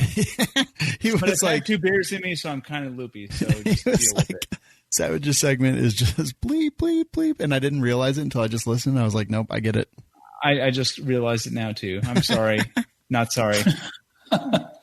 You need to apologize to everybody, Savage. These things are really cool looking, though. It is cool. Yeah. Yeah, I'm kind of into it, actually. I'm interested, but I'm not sold yet. Yeah. Good job, Aaron. Be the standout. I need to be the voice of reason. We can't just say, oh, like, it is interesting. I mean, the concept is there. No, it's not interesting. This is stupid. Yeah. Wow. Whoa. Well, Nick. so I'm just trying to play devil's advocate here. The squad automatic weapon has the ejection port like right out the side, or just above the shooter's hand, and the rifle has it right at where you would normally hold a rifle. So on the rifle, I'd say that's maybe not the best design feature to be there, and you can see the guy doing a C clamp on in the picture in there because his hand's way far forward, but normally you'd hold the rifle right at that exact spot, so I could see that being a training issue. Whoever took the picture at SHOT Show, his name badge is reflected in the glass, and I've zoomed in so you can see it. I was like, what kind of suppressor is that? But It's Matthew, It's a Matthew from the Firearm blog. oh, okay. Yeah. Good job, Matthew. Way to clear yourself out of that. We just doxed him. Is it Matthew Moss Yeah, it is. who wrote this article? Perfect. So I wanted to talk about some Airsoft because like ammo's hard to get now. Oh, are we done talking about this thing? Oh, I'm sorry. Are we not? Oh, we were like, yeah, blah, blah, blah, talking about it. There was just no transition there. Yeah, great way to It was just transition really this, abrupt. Shawn. Okay. Thank you very much for that excellent discussion, Savage. What I would like to talk about next is I was like, wait, is there an Airsoft version of this? no, Airsoft.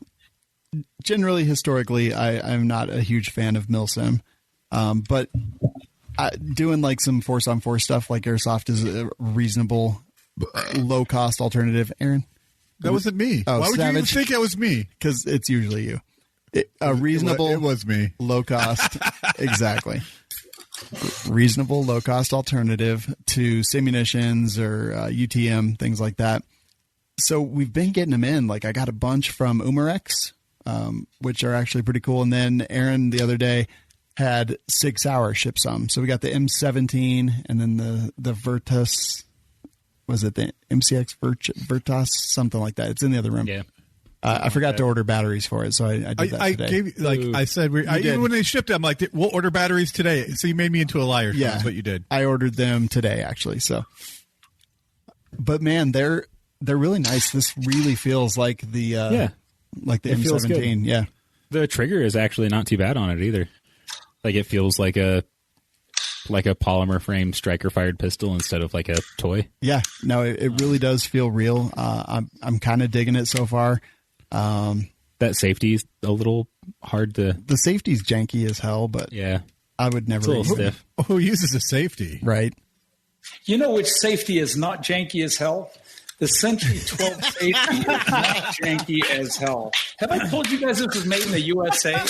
You mentioned it. That's cute, but this is the 12 gauge self-defense shotgun. Somebody at Blackwater Right. give this guy a raise. Love it. I'm going to turn on the TV tomorrow. It's going to be like 1 in the afternoon. It's going to be Jimmy from Blackwater here. Exactly. I love it. But yeah, You'd so be so lucky, guys. Right? I've been watching. I watched a couple Milsim videos, so now YouTube recommends them to me constantly. I've been watching Kickin' Mustang, who's like this basically scout sniper airsoft guy, and just like wrecks people constantly. And it actually seems like it's kind of enjoyable. I was telling Nick before the show, I was like, we need to really go do this. I think this Yeah. would be a lot of fun. Yeah. Like, I want to do some airsoft fun. yeah, just go like clear some houses, whatever. I like Not paintball. our houses, just like random people's houses. Yeah, we'll just bust in and be like, he's in the house. They'll leave real quick. We'll clear it. Now, I have done force on force stuff. Hold on. Jimmy, didn't you want to say something? Oh, sorry. No. Oh, you were about to jump in there. I saw you jumping in. So, Jimmy, have you tried Actually, yes. shoving some airsoft pellets into a 12-gauge shell and then taking that thing to a game?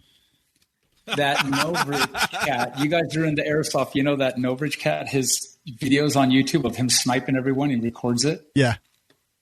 That is extremely fun to watch. Dude, it is. It's pretty satisfying. In a row. It's super fun to watch. Me too. It's seriously, airsoft is it's a real training aid. Anyone says it's not is smoking crack. That's good stuff. Yeah. I mean, you can't train with live rounds like that. That's the closest thing you can get to it. And I don't know how far they're shooting out, but that technology has gone bananas, and that's a super huge industry now. And thank goodness those people overseas have something to do. Right. I mean, they can't own guns. So. Yeah, I mean, that's why Chris Costa's so big in China or Japan, or wherever it is. Let's be. Because he's like not big in real life because he's really small. Nick, close your eyes. I'm also very big in Japan. Despot. Oh, Jesus. There were like 3 BBs in there. Oh, my bad. Okay. Well, I was just sitting here watching you rack the slide. Yeah, over and over. I did it. But yeah, so Sims and UTM are expensive. Airsoft, I've actually done it. I've done force on force with Airsoft before, and it was pretty good. Actually, one time I got hit with a BB in the neck, and it like made my left side go numb for a minute.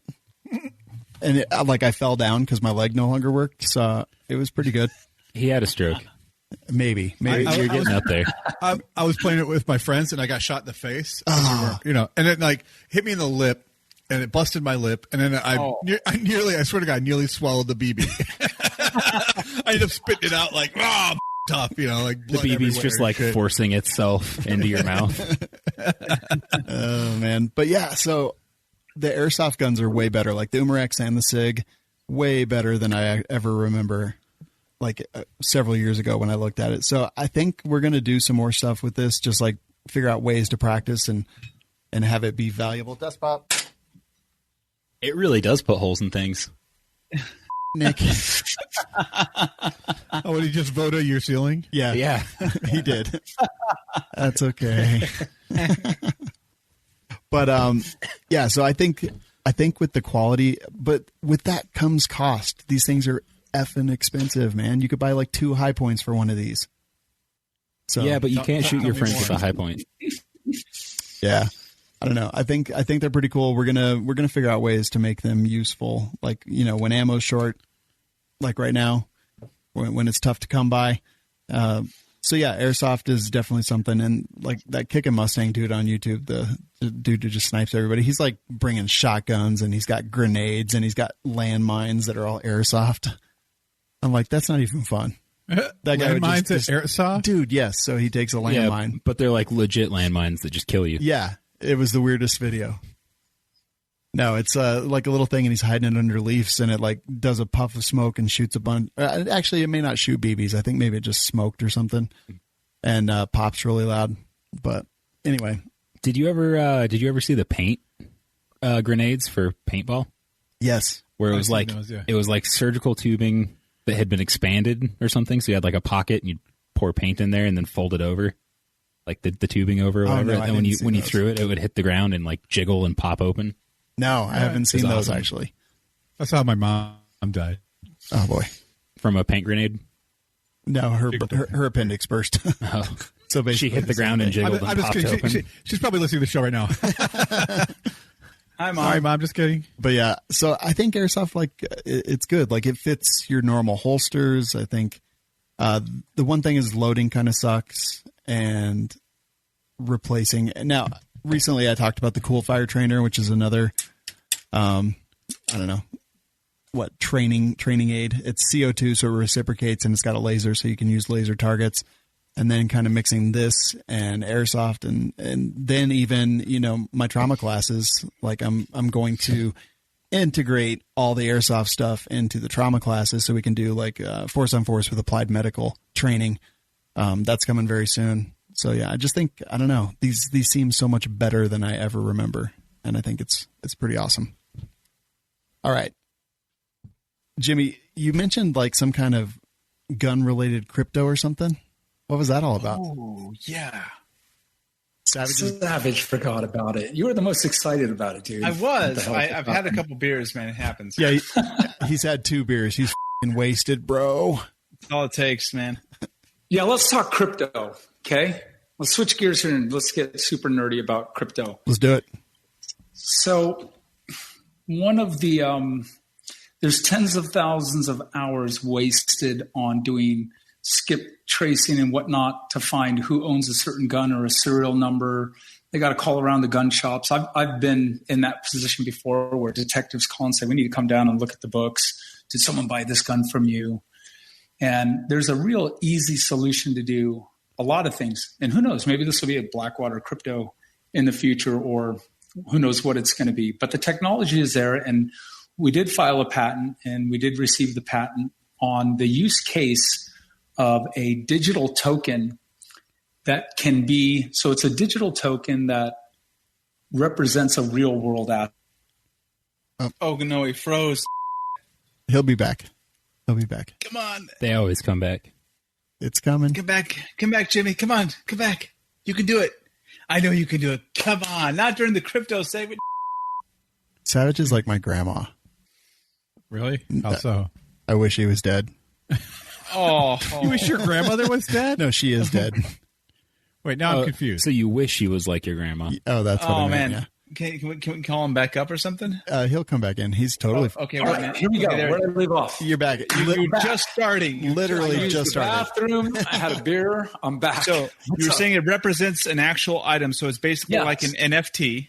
Yeah, a digital representation of a real world asset. So in this case, we're going to use the gun. You get a digital token that's on the blockchain, that's immutable, cannot be hacked, yada, yada, yada. Then you get a huge gun company, or even gun shops sell them. When you buy a gun, they take a serial number, make, model, not your name. No, come on. Okay, it's a teaser. Oh man, you're cutting out. You're kind of go back. No. Yeah. All right. Okay. So go Let's back. go back. It takes the serial number. So you can take the make, model, and serial number of your firearm, type it into the digital token. The token stays in your app or in your wallet on your computer, wherever. You got your computer here, you have your app here, you have your passphrases. It's all secure. Now, if law enforcement came to you and said, is this your firearm? You just got in a shootout. You would be able to open up your wallet and show the digital token with that make, model, serial number, and there's no two that can ever be the same. Okay? Now, if I want to transfer that firearm, Shawn meets me in a parking lot. I'm like, here's my gun. Here's $500. I can QR code the token now to Shawn. Now, Shawn has the token showing that he's the rightful owner of the gun. What's even cooler or even more powerful about it is that you can now do a recall. There's messaging through it. So now, as a manufacturer, say Blackwater, let's just say something happens, or what was the big recall that happened in the last 2 years? Remington. The P320s. That's the one that yeah. everybody makes fun of. The P365. There's a host of different. We all saw it. There was all kinds of fun being made of them online and whatnot. Well, now you're liable because you can't get that gun back into recall because maybe that person moved. Well, if I pass my token to Shawn would open his phone and see an alert there and check the message, and it would say, contact this number, send it into here. We know who the owner is. So the token moves with whoever the owner is, which is very cool, versus even today, if you're going to get a dividend in the stock and you've moved, all that mail going back and forth and signatures and all of that stuff, it's a total waste of money and a total waste of time. We can communicate with people. You can show proof of ownership. You can also add data into it to say, on this date, I changed the barrel. On this date, I upgraded a trigger. This barrel now has 5,000 rounds to it. I Cerakoted on this. So think of Carfax in a way. I was about to say that exact thing. And you can't insurance. pay someone to fudge the numbers. And think insurance also. So if you wanted to do insurance on your firearms to be able to make a claim on them if they were stolen and or destroyed in some way, like a fire, then you would have that information. However, I think maybe you want to make this point, and I'll make it for you, is that this is voluntary system. Oh, totally voluntary. Yeah, totally voluntary, non-mandatory, not meant to. So if you didn't want to cooperate with authorities, they would not be able to basically get your wallet and or information off of there. Does the coin gain value once it gets some bodies under it? Hold on, Aaron, on that. Hold on that. Possibly could. Yeah. No market yet. Who knows? So this wouldn't be a government mandated thing. This would be a thing. Like when I had my 66 Chevelle, I put in a new cam and there was different numbers on the lift and all of that with the rods. I moved 4 times while I owned that car. It was a total pain in the butt to try to put the history back, for whoever was going to buy it. It would have been really nice if I just put that all on the token. And as long as I had the passphrase, I could bring that information back to myself. Because whenever you do something expensive with your car, you think you're never going to forget it. But a few years later, it's all forgotten. Yeah. So but the $40,000 is still gone. So because it is crypto, it's like decentralized completely, right? Totally decentralized. And in this case, we're talking about a specific cryptocurrency called Ravencoin. And that's what they really do well. I know the guys who were working on this, and they were posting on Reddit a while back. So I remember this conversation. All right. Interesting. So that's us. When I lose, nice. When I lose all my guns in a boating accident, I can also just forget the pass key to my wallet. Yeah, if you're a forgetful person, who knows what you're going to remember? Let me tell you what. Selective memory exists too. Once you lose your private keys, it's all gone. Control Pew, our 3D printing aficionado, our 3D, what would we call him? Our Duke of 3D printing. He said, so the ledger that drives this is completely private, no public browsing allowed. You'd probably have to have the keys. Yeah, that's what he said. So he's asking if there's any public browsing of the token. That was the question. Information. Yeah. Now, I don't know what the latest version. That was something that was being discussed heavily, but where we were at when about 6 months ago, when we really stopped working on the project because we're launching Blackwater, it's really taken a back burner. It was. Anyone would be able to browse and see what someone has on their token. They just wouldn't know who you are or where it is. Interesting. Okay. And then if I was to shoot Savage, I could just send the token to Aaron and be like, what? No, I gave that to him a while back.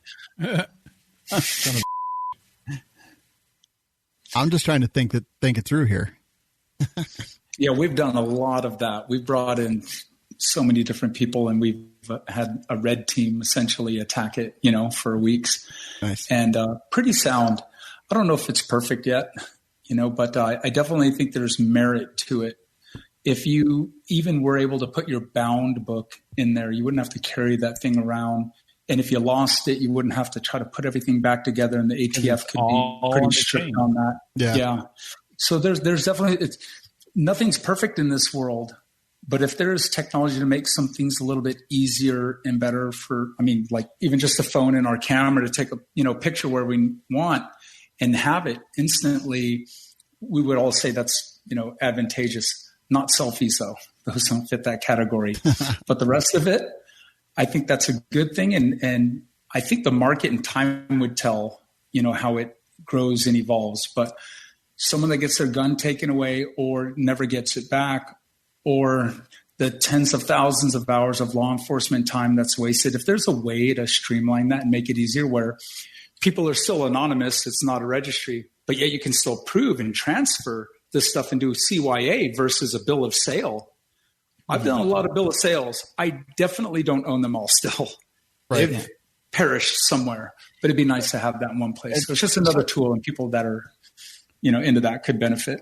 Yeah. So the way this is being set up is that each individual token is basically an NFT, non-fungible token that represents an item. So, Aaron, to your question about what's the token worth, the token is worth what the gun is worth, more or less. So, technically you could make a market out of it and sell them from wallet to wallet on an exchange and then do the transfer by the mail from FFL to FFL if you really wanted to. I could see that being another functionality of this thing.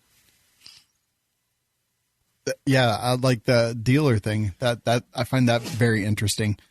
Because you could literally have an exchange, like a stock exchange, except for these NFTs, these Raven tokens that have this item on them.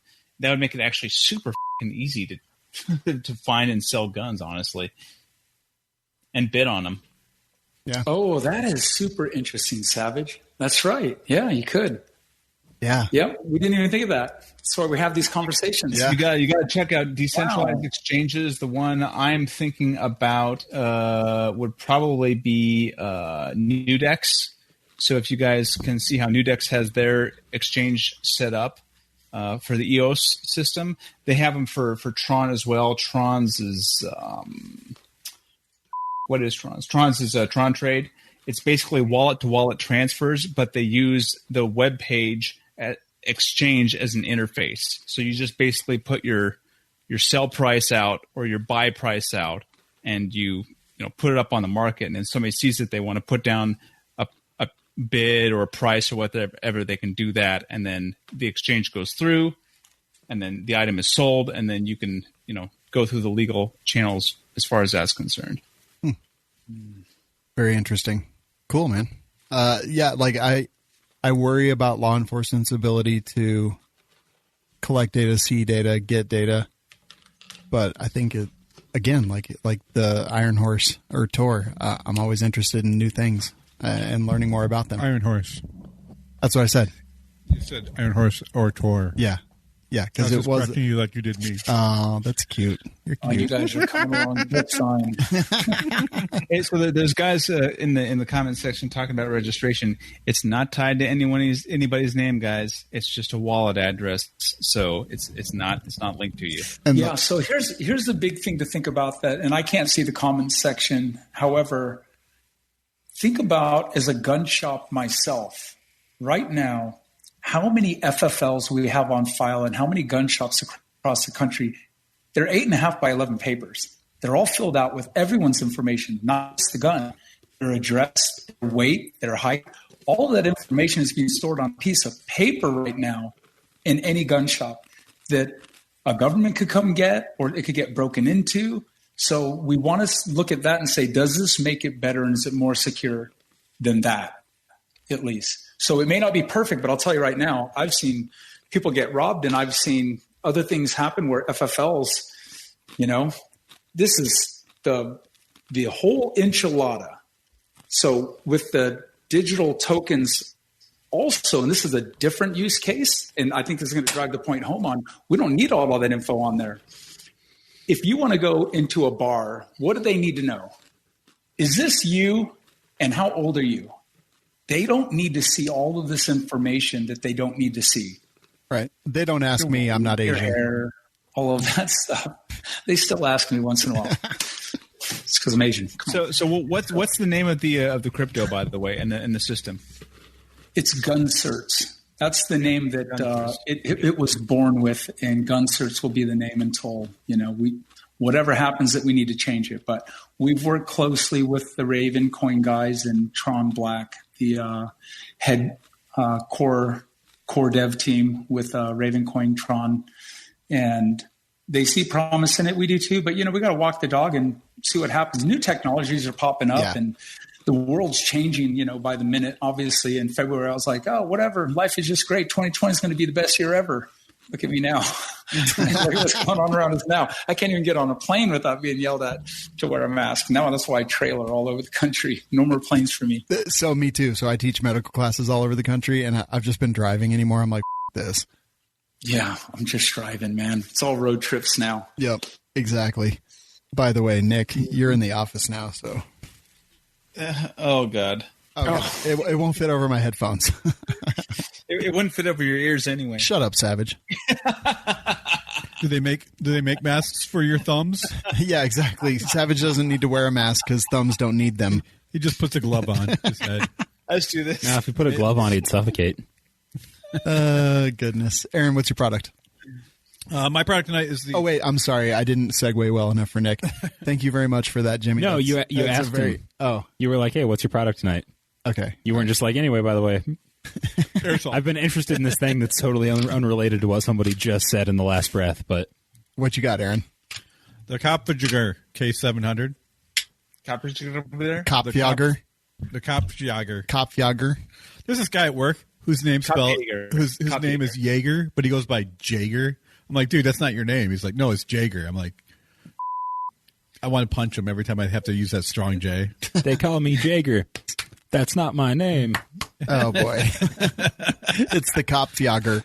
The Kopfjäger is a tripod for your gun, and this one comes with the Reaper rail, which will hold your firearm in place. It's for long distance shooting or just hunting applications. There's a lot of applications for it. It'll stabilize your firearm when you go shooting.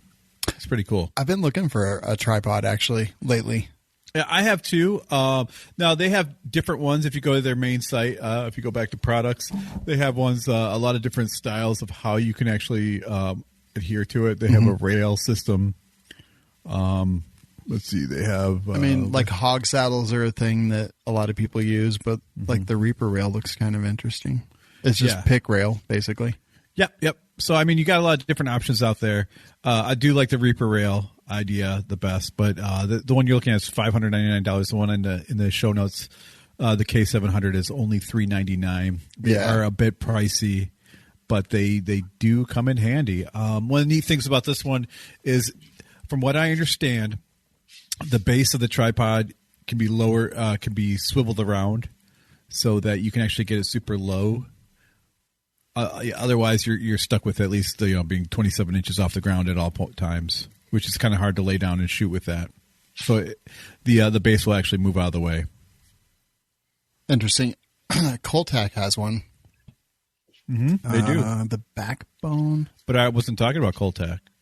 Yeah, I was just talking about interesting things in that. Yeah, Wow. well, he was talking about Coltac, Aaron. Yeah, I know. I mean, like, if you want to talk about when you want to talk about stuff, that would be great. But I'm talking about what I want to talk about. He's just going into his gear chat without a segue. What if I was to kick you in the neck?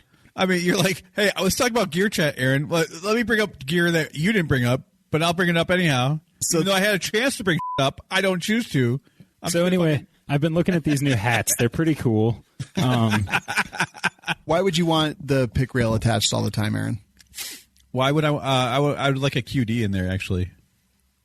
It's like, but if you're stationary, if you have a blind set up and you just want to go in and out of your blind, you don't want to, have to reset your gun every time, your firearm. You just like lock it in there and you go in wherever you stay and heat up and eat some food and come back out and sit in your blind. I took a little, like years and years ago, I took a little key mod rail section, and I milled the raised portion, the rail off of it, I guess, so it was just smooth and flat. And then I drilled and tapped it so you could put one of the little QD release things that screws into the bottom of a camera on it, so it drops onto a tripod. And then I put it on my, like, $20 tripod that I got off Amazon, and it just immediately fell over and broke part of the tripod. I still have it, and I've put it on like sturdier stuff. It is not great. It's definitely not stable enough. Very interesting. But this like purpose made stuff, so cool. Yeah. I mean, like our high end tripods that we have at the office, that they would work well. I wouldn't put them through the pressure. These are made to hold up to 20 pounds or 25. No. This one, the K700 is can hold up to 25 pounds of load weight. Interesting. Which is pretty impressive. Or like 3 of your fingers. Whoa. Yeah, it's because you're not cool. What? I said, or 3 of your fingers. No, wow. I do have big hands, and you have baby Trump hands, boy. Dude, my hands are so big I could palm your entire body. You literally, I've seen you try to palm mine, and I said no. You literally can only palm a quarter of your body. No, maybe in space, like 25-cent piece. Wait, what? Wait, what about like a loony or a toonie? Yeah, or maybe you're talking about the one on like Batman, that giant one that Joker made. Yeah. I really do want a tripod though, but God, they're so expensive. Like, which is crazy because for our cameras, we do have like a $600 tripod. And you didn't even like blink at that. It's like, yeah, that makes sense. Oh no, we blinked at it. I ordered it piece by piece over a couple of years because I was like, I can't justify this, but now it's the best thing ever. So I've been interested about the weight ratings on some of these. Like, I imagine 25 pounds is just stationary, right? Like something that is well balanced, sitting on top of it. It's just sitting there, nothing's happening. But like, if I say throw a 16-pound rifle on there that's got like a heavy barrel and a large optic and stuff, and then I, put some load on it, and then I put load on it. What are you doing in that blind there, Nick? properly loading the rifle like you should when you're shooting like that. Putting a load on it. All right. And then you pull the trigger and you have the recoil impulse. Does that stuff stack? Like, could you potentially go over the strength rating of the tripod if, say, it's rated for like 20 pounds and you have... It's a different movement, right? Like, right. 25 pounds is going to be like straight down. Just gravity. sitting there stationary, nothing happening. But then... That's just something that I've thought about. So, like, should you go a little higher than you need? Like, say I have a 15, 16-pound rifle. Should I get a 25-pound rated, or would I be fine with like a lesser? I don't know, Jimmy. Is that Sentry made in the United States? I want to talk to you guys about mounting TVs. Okay. You see, It says it's only good for 24 to 32-inch TV, but everyone knows you could put a 50-inch TV on it. So I'm going to go with you could put a heavier rifle on that thing. I think so. I bet they shot that thing so much it didn't break, and that's just some number they kind of threw out there arbitrarily. It'll probably take a mod deuce. That would actually. That would be impressive. It's made in the He froze. He was saying it is made in the Ukraine. Oh, I thought he was going to say the USSR. No. I think the USA. I wonder if he can see that he's frozen. I don't know. Like right as he was ShamWowing us. Oh Jesus, Aaron. Yeah, stop chewing yourself. Yeah, stop chewing your beer nut. What are you guys talking about? He's like giving his wife the signal to cut the internet. He's like, I'm done. Get out of here. Oh, there he is. I got to keep doing this, guys. Yeah, dude. It's never going to get old for me. Yes, it is made in the USA by Second Amendment supporting Americans. Love it. And it's very lightweight, I'll tell you. If you like to shoot a pump shotgun, most people, I do. Have a certain thing. A lot of people don't even really get into pump, especially if they think 12 gauge kicks too much. Frozen again. Son of a... What's going on? Who's doing this? I don't know. I didn't things touch like anything. that, but it's incredibly rewarding. And if you get very tameable. All righty. You froze a little bit, but I think we know what you were going to say. He's froze again. All right. Let's see where. It's not me. It's you. Is it me? It's not me. It's you. It's Richard Blumenthal. That's who it is. Who's that? He's one of the big senators who's coming out against Amy Barrett. Oh, We'll okay. talk about him later. All right. Let's move on.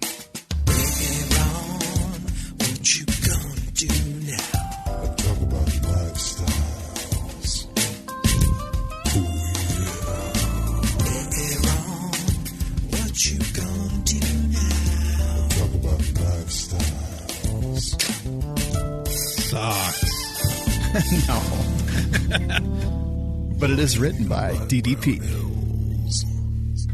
Let's see. This is brought to you by Brownells. I've actually looked for tripods on Brownells, and they have quite a few of them. Do they have the Coltac ones? It's not a tripod. It's a backbone. But, we're not talking about that, Aaron. You ruined that. Oh, no. Brownells, Talk about it now. Brownells does have shooting tripods. They do. They have quite a few of them, actually. That's where I've been looking for them, and you can find that and more. They've been getting a lot of stuff in stock lately, actually. Ammunition, all kinds of stuff. All day, every day. Go to welikeshooting.com/sponsors. Click on the Brownells link, and it will take you there, and it will be fun. And, Aaron, what do you have for us tonight? Last week we were talking about what happens after the boog. Like, what's the next big movement? Well, I've been getting some suggestions in via, actually, Instagram. People have been sending me messages. Actually, that's not true. One guy sent me a message. I thought I'd read it. Rusty O says, tie-dyed plate carriers, that should be the new the throwback, and LA Gear high tops with the glow-in-the-dark fat laces. And I'm like, I'm sold on that one. What about Osiris shoes and Affliction shirts and jeans? No. What about hyperwear? I'm with the hippie thing. I say we all dress like hippies. We'll go take over a park in San Francisco. We'll have communal soup pots, and we'll all smoke a bunch of weed and drop acid all the time. It'll be cool. Wait, I don't know about that last part. Yeah, that seems terrible. I don't want people with guns dropping acid around me. So why? It'll be fine. Don't worry about it. The Second Amendment, bro. It's their right. They'll be like that frog or Jabba the Hutt has. He's coming after me. It's just Aaron taking a stroll. Yeah. Hey, shut up. I hate you. Anyone else have any suggestions? Affliction T-shirts and so Jimmy, after the Western, it's got to be Western. Dude, yes, that's Western. I have coming back. We've actually been having this discussion a lot lately about Western Start wear. with some decent boots that aren't, too exotic. Start with some boots and a knife, then do the hat. I was in Fort Worth, Texas. It was awesome. It was like an enclave Americana. Go ahead. Sorry. I've got an idea for you, man. Are you ready for this? The Texas-sized belt buckles, just the rodeo belt buckles, are huge, right? Make ones that clip on the Cobra buckles. Boom. We're halfway there. All right, so I'm getting you mentioned those like nondescript boots. I'm getting those boots that like the cartel dudes wear, like 2.5 foot elf shoes. Aaron, I have something for that. What's that? To put a belt buckle over a Cobra buckle. Oh, do you really? I do. See, I made that. Did you make it yourself? No, my mom made it for me. I made a pattern for her, and then she sewed it. Oh, no kidding! I destroy Great sewing idea. machines. It totally actually exists. That's why I looked at Nick when you said that. Go ahead, Jimmy. I hope Western comes back, and I do think there's an opportunity here.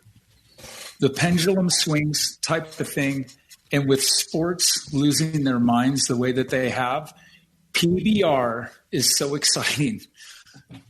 One, if you really watch it, he's talking about rodeo. It's like anything. If you know the rules and whatever, then there he goes right there. He's got it. Professional bull riding. That's my new thing, especially after watching Yellowstone. Yes. And then what happened to sports? I'm all about PBR, and I'm going to support and throw money that way. I want to see that get big. And then the whole their coffee is fantastic. Yeah. So our Marine who's not here actually did professional bull riding for a while. He did, yeah. 6'8". Like what bull did he ride? 300 pounds. Babe the big blue ox. He watches the bull. Jeremy's so big the bull rode him. Jeremy's like, yeah, I used to inseminate bulls. I was like, no, they inseminated you. I can say that because he's not here. Right. So a couple things. Yellowstone is f***ing amazing. I'm like 2 episodes into season 2. It's so good. It's Game of Thrones in Montana. Really? It is. I'm interested. Okay, I'm interested now. Does that? It's got like Don Johnson or something, doesn't it? No, Kevin Costner. Oh, Kevin. I mean, that's good who too. is the best cowboy ever. Actually, he is pretty good. Well, I don't know about ever. And then I mean Clint Eastwood. Sam Elliott. Come on now. Clint Eastwood kind of has that market cornered there. No, dude, Kevin Costner as like a ranch owner, like despot in Montana is one of the best castings ever. Does he ride with the horse people and then have sex with Khaleesi? No, he owns a ranch. Oh, okay. How's it Game of Thrones-esque? Cillian Husk said, different. Yeah, right? There's no dragons. There's just Indians. Yellowstone is filmed in Idaho. Man, it's just, I love that show. In Idaho? In Canada. Actually, funny story. So we just started watching that Yellowstone about 2 months ago, binge watched a lot of it. And then, who am I talking to? Oh, so I go to this very exclusive private club here in Salt Lake, deep into the bowels of Salt Lake City. Like, you got to get your, night vision gear on. You don't know if there's dumbs you're about to break through in the next door. Something crazy going on. There you go, my man. And I'm talking to this student, and I said, oh, Yellowstone. We have the same conversation. Better than Game of Thrones. This is, man, it's awesome. I can't wait. Where are you at right now? He goes, yeah, I was just up in Park City, and I was drinking with what's the old Wrangler's name? The older Rip. guy with the mustache. Oh, Come on. the really old guy. I can't remember. Yeah. Okay, him and His name's Shawn. and Tripp. Yeah. Him and Tripp were having beers at the bar. What I the? go, no. He goes, no. They film right here behind Park City and other places in Utah, but they do in Idaho too, apparently. But a lot of it's filmed there, and they hang out in Park City. That's And so I cool. said, dude, he's like, yeah, I can call him anytime. Let's go have a beer. It's like, let's go. Take me with you. That sounds badass. Trip, You got to especially. record that, man. Yeah. I'm going to, Do it. and we'll have it on the next podcast. Exactly. Yes. Yeah. Okay? Bring Video him of on. Trip and I. Yeah. I love that show. And then as far as Western, I totally agree. Like I bought a cowboy hat. It's in the office. I have been covering a plate carrier in leather. Mm-hmm. And I totally agree. Let's say that's what's going to happen. So after the Boogaloo, no more Hawaiian shirts. It's all Western. What if it's a combination? Actually, I could see that happening. Everybody dressing up in yeah. What if There you go. What if I want to wear a Hawaiian Yes, shirt Aaron, and a yes. cowboy hat? Yeah. So Stay tuned. Blackwater's next rifle, 45 long Colt. Nice. Tactical lever gun. Let's go. Do it. Let's you go. just call it a tactical leopard. No. Belt fed 45 long Colt. Fed 45 long Colt. There we go. There you go. Crikey. The new spin on the Gatling gun. Sean's got like the Although that Aussie was style 45, cowboy hat. 70, wasn't it? 45, There we 4570 go. be better. Sean's getting ready to chase down I some like it, John. I like it. chase down some kangaroos. So, I See heard what I what mean? you were You saying can't- about there's the nowhere to wear- boots. You can't wear your headphones with these hats on. Wait, Aaron. Nondescript pair of cowboy boots should always be, part of the wardrobe, the lineup. But I only have one pair of cowboy boots now, and they are black ostrich, and they're the f***ing bomb. When I go out like that, it's like it's so Black so ostriches matter. racist. They're like drugstore cowboy. Yeah, Yeah, I'm telling you, it's black ostrich. this hat and those big, Colombian cartel boots. You got to get the bolo tie. Yes. Too. No, cowboys didn't wear ties. Wait, no, what if everybody just dresses like Brandon Flowers from The Killers? It's just all the pencil thin mustaches and the bolo ties and like the No, it's like hipster cowboy. no. There are two kinds of people in this world, Sean. People with the shovels and people who dig. Doing a little good, the bad, the ugly. Wait, where's the socks at? Which one is that? Oh, wait. Oh, hey, wait. I mean, where's our Western music? There it is.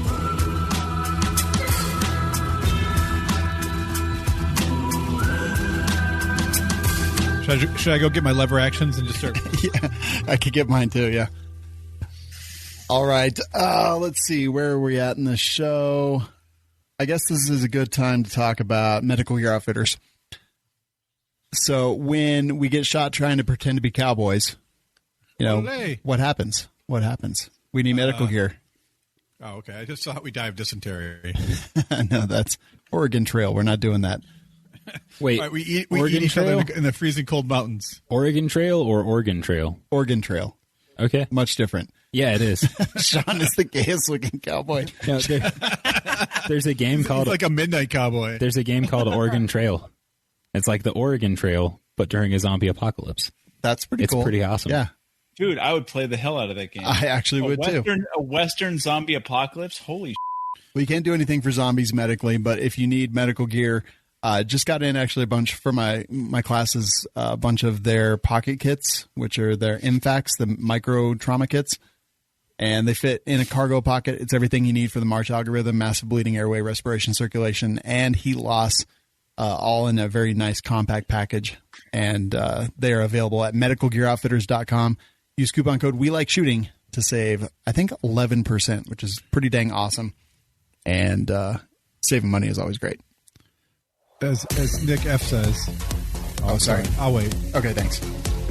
Because I started playing it. There's nothing I can do now. I started talking way before you started playing it. But I'll wait. Look, my finger was in motion to the button.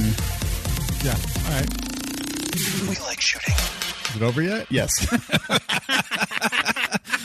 as Nick F says, if you don't like the Republican Party or the Democratic Party, go with the Donner Party. Yeah, I like it very much. And that was Colorado, actually. We have Donner Pass. No. Yeah.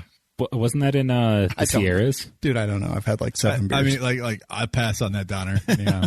No thanks. I'll pass. This is the news segment brought to you by Savage 1R. Take it away, buddy. Wait, I'm paying for this? Yes. So anyways, first of all, I'd like to make a correction. So I made a claim a while back that in regards to the Congress not willing to nominate a judge, before an election. In fact, there had been 11 other times that has happened throughout our history. And I was corrected by, I can't remember who, but I was corrected by somebody on their Facebook page. So I'd like to thank them for that. And I want to thank them. They didn't tell you that because they wanted to educate you. They just wanted to tell you that because they wanted to prove you wrong. That may be, but if they're correct, and it seems that they are, I want to be accurate. And it's more important to be accurate and say that you're wrong than, to try and BS and say that you're right even though you're wrong. So I want to thank them for that, because I honestly want to be correct in the statements that I'm saying. So with that in mind, we're going to be talking a little bit about the judicial nomination of Miss Amy Coney Barrett, which started today. Esquire, or just judge. And as expected, it immediately turned into a mad freaking show. I mean, it was interesting. I watched Mazie Hirono. I didn't get to see the whole thing. I saw parts of it, but I watched Mazie Hirono come in and say, welcome Amy Coney Barrett and aloha, welcome to this proceeding. And then she proceeded to all over her and all over the Republicans, the administration, saying that everything that was happening was a sham. It was a farce. Nothing about this confirmation process was valid. It was all a sham. And I'm like, you know what? Look, if this has happened before, and this is literally the job of the president to nominate a judge and the job of the Senate to confirm that judge. There's nothing about this thing that's a sham. And the fact that you're there and the fact that you are part of that process, again, shows it's not a sham. You have a voice, so shut the hell up about it. You know what I wish, Nick? Savage, you know what I wish? Yes.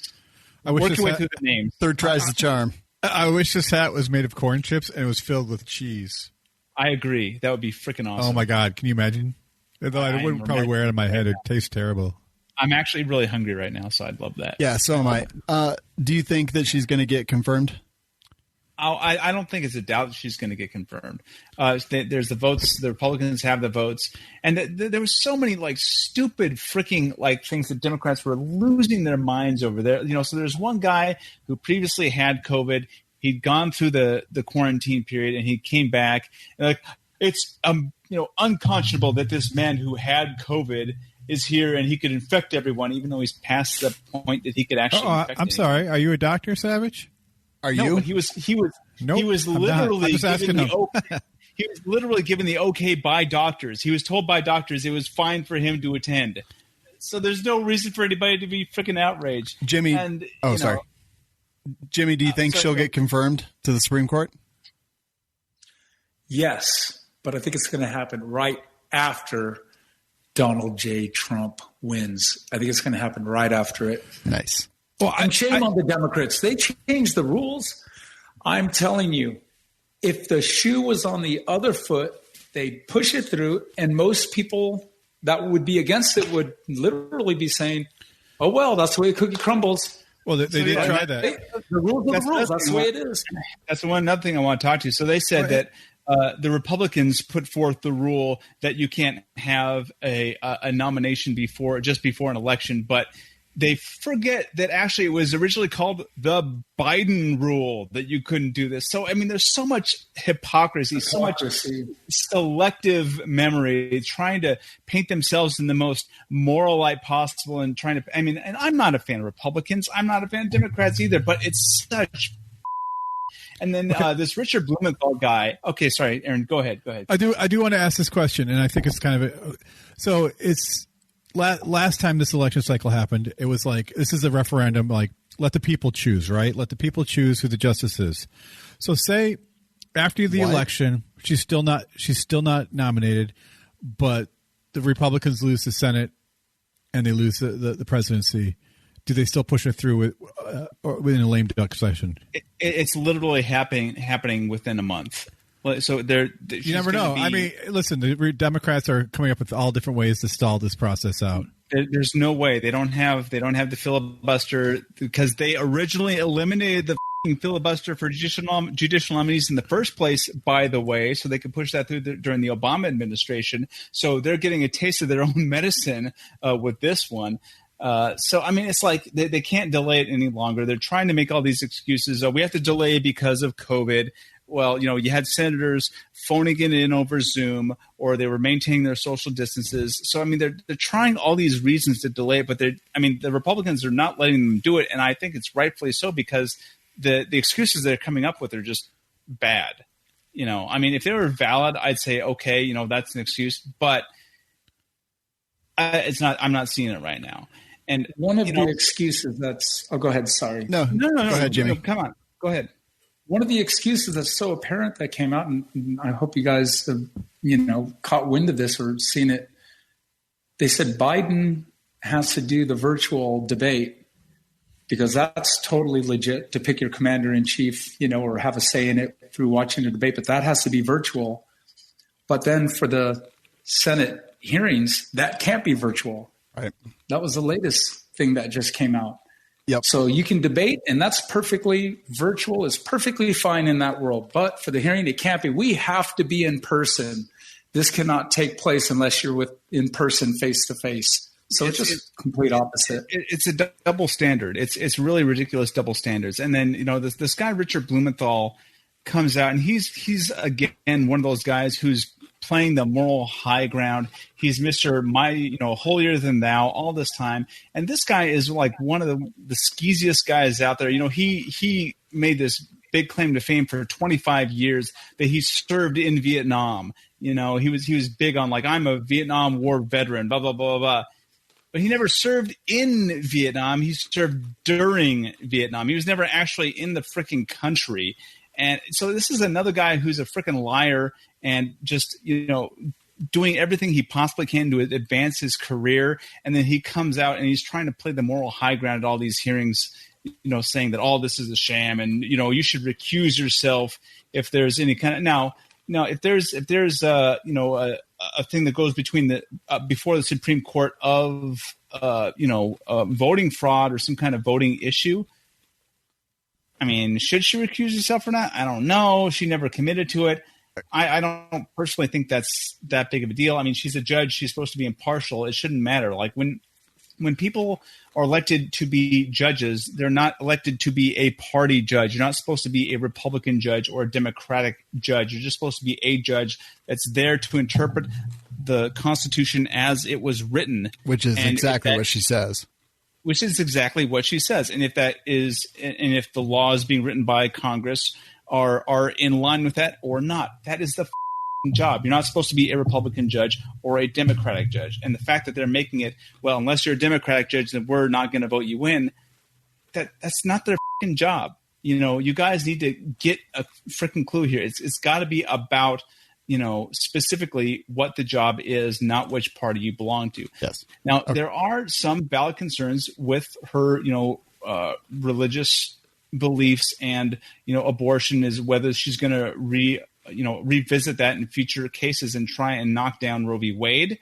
And I think that's perfectly legit questions to ask. And, if she answers or not, I don't know. But if her commitment is to interpreting the Constitution as it is written, as it was intended for, that's what I'm going to side with more. Yep. So we will report back on how those confirmation hearings go. And yeah, it's kind of a show. My correction. It wasn't the Donner Party I was thinking of. It was Alfred Packer. Cannibal the Musical. I know one thing for sure. What's that? I'd much rather go to a donor party than a Donner Party. True that. Eat some delicious donors. Like a downer party. So Eat Savage, some delicious donors instead of some not so delicious donors. Savage, I'm much more interested in your next story. Yeah, this took place in your backyard, basically, right? 75 miles north. Wow, your yard is huge. It's a big yard. So at the Denver Patriot rally, there's a guy that got shot basically. And it was interesting because it like I saw the memes and like all the pictures and people's analysis of the situation before I even knew what the hell happened this morning. So there was a rally that was going on in Denver, and this I guess somebody who is part of Patriot Prayer or something like that decided to go and attack a security guard with quotes for a local media station. And I guess the media station was KCNC TV, or sorry, hired by 9 News TV. Guy was Matthew Dolph, and he was identified as a Pinkerton detective agency employee, which like that's some old school right there. Like Pinkerton detective agency goes way, way back, and they are kind of responsible for some heinous back in the day. Obviously, it's probably not the case now. But the fact is that he was an employee for them. And the interesting fact here is that he doesn't actually have a license to be a security guard in the state of Colorado. So I don't know where that all is going to fall legally. And the pictures that people, I mean, everybody in their armchair analysis was going wild, you know. So they're saying, oh, this guy, you know, obviously murdered him, or this guy obviously attacked him. And so there's some interesting pictures. And they show the guy getting slapped, and then it shows the guy with bear mace stepping back and drawing his bear mace. And I guess he had been threatening to use it before. Again, hearsay. He's pulling out his bear mace. The guy who was slapped pulls his firearm, shoots the guy, I believe, in the head. And there's a picture of the exact moment when he's shot with the slide of the Glock 19 looking gun still like in the cycle, and the round popping out of the chamber, and the guy shooting the bear spray. So both things were happening virtually at the same time. So, I mean, I haven't seen the entire video. I've just been, reading people's analysis, but it looks like it's kind of a back and forth situation. I think, Shawn, you have a little bit more information about this. So why don't you go ahead and fill us in? I mean, not necessarily information, just a little bit of analysis here. So, Aaron, we'll say the guy with the firearm, he got slapped in the face. He got maced. He responded with lethal force. What are your thoughts here? Not appropriate. He escalated. It should be, my personal opinion is you fight equal force with equal force. Slap is a slap. You could take someone down physically if they slap you. Bear mace, I don't know. I mean, that's pretty debilitating. That's dangerous. Would you, I don't know. Is he in fear for his life at that point? Then yes, pull the gun, shoot him. If he's not in fear for his life, if it's just a reaction to like, oh, I don't want to get sprayed with bear mace, I'm just going to shoot this guy, f*** him. So to me, it's like legally, I feel like you can only go with the same force that's being addressed to you. Like you can only use lethal force if your life is in danger. Well, that's if you can reasonably articulate that you were in immediate and unavoidable danger of death or serious bodily harm. Mm-hmm. You can do that, right? So it's pepper spray. Sorry, it was bear spray. They're asking. You have to first just determine in that state, is bear spray or the type of spray that he was shooting, is it considered lethal or less than lethal? And then 2, what were the words exchanged? If there's any recording, if he was going to spray him, in my opinion, and what I train and what we do here in Utah for the most part, how we do our CCW classes and escalation of force. If he said, I'm going to spray and stab you, and the guy thought, I'm going to be incapacitated and not be able to defend myself because he just threatened my life, then that would obviously change things too. But if it was words, altercation without any threat of, serious bodily injury or death that may accrue from it, then I really think, on the optics of it, is that guy escalated beyond what was considered a lethal force with the pepper spray. Yeah. And therefore he would be, guilty of manslaughter or first degree or whatever murder they're going to put on him. But it's hard to say it now because there's like just bits and pieces of the video and you really can't hear. So when the rest of it comes out, we'll be able to say. Yep. Now, a couple things here. He's been arrested for first-degree murder. It turns out that he wasn't actually employed by the Pinkertons, and that he was not actually. He didn't have. He wasn't allowed to carry a gun as he was. What is it? The armed security guard in the state of Colorado. Yeah, he wasn't licensed. Wasn't licensed to be an armed security guard. So there's a lot of that stuff there. He was not Antifa or anything, but he was definitely a leftist BLM supporter, according to his Facebook. Aaron, I'm going to give you credit where credit's due. You were very consistent in your analysis of this compared to the cops, where the suspect stole the taser and ran away and the cop shot him. Less than lethal, though. I just feel like less than lethal. That's all I'm saying. Like you can only go with the same force that's being addressed to you, is my personal opinion. I mean, that's not really how it goes, but I understand exactly what you're saying, and you were very consistent in your analysis of this, and I give you props for that 100%. Thanks. Because I didn't expect you to be. I was like, oh, Trump supporter got shot. He'll be like, no. I honestly, I didn't know who supported who there. It's just justice being blind in my case. Good, man.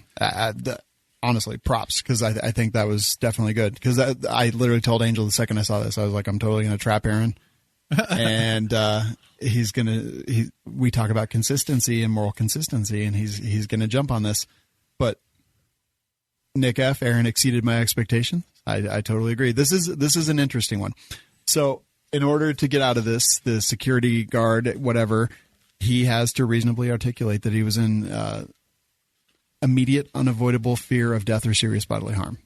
And that's going to be tough. In Colorado, we do not have preclusion, meaning we don't have duty to retreat. So this will be a very interesting case. I think he's going away forever. Like it was in this case. I don't know, man. I want to also be consistent in this. When the dude stole the cop's taser, I really think that they were justified in their response. And so in this case, who knows? He pepper sprays you in the face and then stabs you in the neck. He pepper sprays you in the face and then shoots you. He pepper sprays you in the face and then takes your gun and shoots you and some other people. So yeah, I think, while I do think that he's going to be charged with murder and who knows what'll happen after that. I mean, if he could reasonably articulate immediate, unavoidable fear of death or serious bodily harm, like he'll be fine. But he has been arrested already, not even being investigated as self-defense. He's been arrested under suspicion of first-degree murder at this point. I bet they can bump that up. Oh, go ahead. I'm sorry. Go ahead, Jimmy. Yeah, you know what's really freaky about that is, let's just say that there's other evidence and the pepper spray or him shooting him is going to be lawful. Let's say that. That changes escalation of force and what law enforcement and what people carry and what they do forever. Pepper spray is going to be viewed completely differently, and it won't be sold the way that it is. I mean, the self-defense escalation industry is going to look, remarkably different. Yeah. Possibly, yeah. It's going to be interesting. And someone just mentioned it. I was just getting ready to do it. They beat me to the punch. But yeah, second call defense, self-defense insurance. It's like a huge thing that I think if you carry a gun, you need. You get in a situation like this, you have to make literal like millisecond decisions. And then now he's been charged with first-degree murder. Like you don't want that kind of stuff, especially as a civilian, everyday person just walking down the street trying to mind their own business. Definitely check out Second Call Defense, welikeshooting.com/SCD. And we will definitely keep track of this. The actual consistency here tonight has been pretty amazing on every part. It's because Jeremy's not here like screaming at Aaron, I think. I think that helps. Next story, Savage. Next one coming up. So this one comes straight from my favorite source, Reddit. One of the users here took some time to find out the different homicides rates, as well as the rates and numbers of firearms purchased by people from the years starting in what looks like 2009 going through 2020. And the numbers are fairly interesting if you look at the link I have in the show notes here. So the rate of gun-related homicides, or actually I think it's just, gun homicides versus yearly gun purchases per 100,000 people, you can see that the rate of homicides fluctuates roughly between 2.5 or 2.45 to 3.1 or 3.39. So it's a fairly consistent. There's not too much deviation going on there. But then we see the rates of people that purchase firearms. So it shows firearms purchased per 100 people, and it starts out at 4.57 and goes up, so that's at 2000, 2008, 2009. At 2020, it's 8.64, which is nearly twice that amount. But as you can see, the rate of firearm homicides still stays the same. Now, if you go down to cumulative gun purchases, so total guns purchased between 2009 to 2019, it's redonkulous. Yeah, there's a lot of guns. I'm sorry for using that word. It's a terrible word, but it is very ridiculous here. So, I mean, you Don't just use see the R word. It's offensive. It's a linear graph. Like the number of guns goes from 7 point something. I can't even see because it's obscured because it's so small, up to 72.2 cumulative firearm purchases per 100 people. And then the homicide rate is still like this tiny line down at the bottom. So there's this catchphrase that anti-gun people uses that, more guns equals more gun homicides. And if you just look at the data, which is science is real, people. If you just look at the frickin' data, it shows that there is no correlation between the number of guns owned and the number of homicides committed by firearms. And I disagree on one point, though. What is it? I don't believe that science is real. So like a majority of people, I believe that it's made up. It is good that someone charted this out, but I don't think any of us are surprised with the results. Like, we know this, right? We know. Yeah. We know. We do a little happy news here every once in a while besides all the BS. And I think this is good news. It just is more proof that our side is being honest with the numbers here. Yeah. And again, we still live in literally the safest period of time in human history. And we wish they would have do so. I wish it would have been 100,000 per 100,000 versus 100,000 versus 100. Well, I mean, the numbers. I have to move the decimal place over a few. It just would make more sense to they actually go 100. 100,000 versus 100,000. Just saying. Should be pretty easy to do.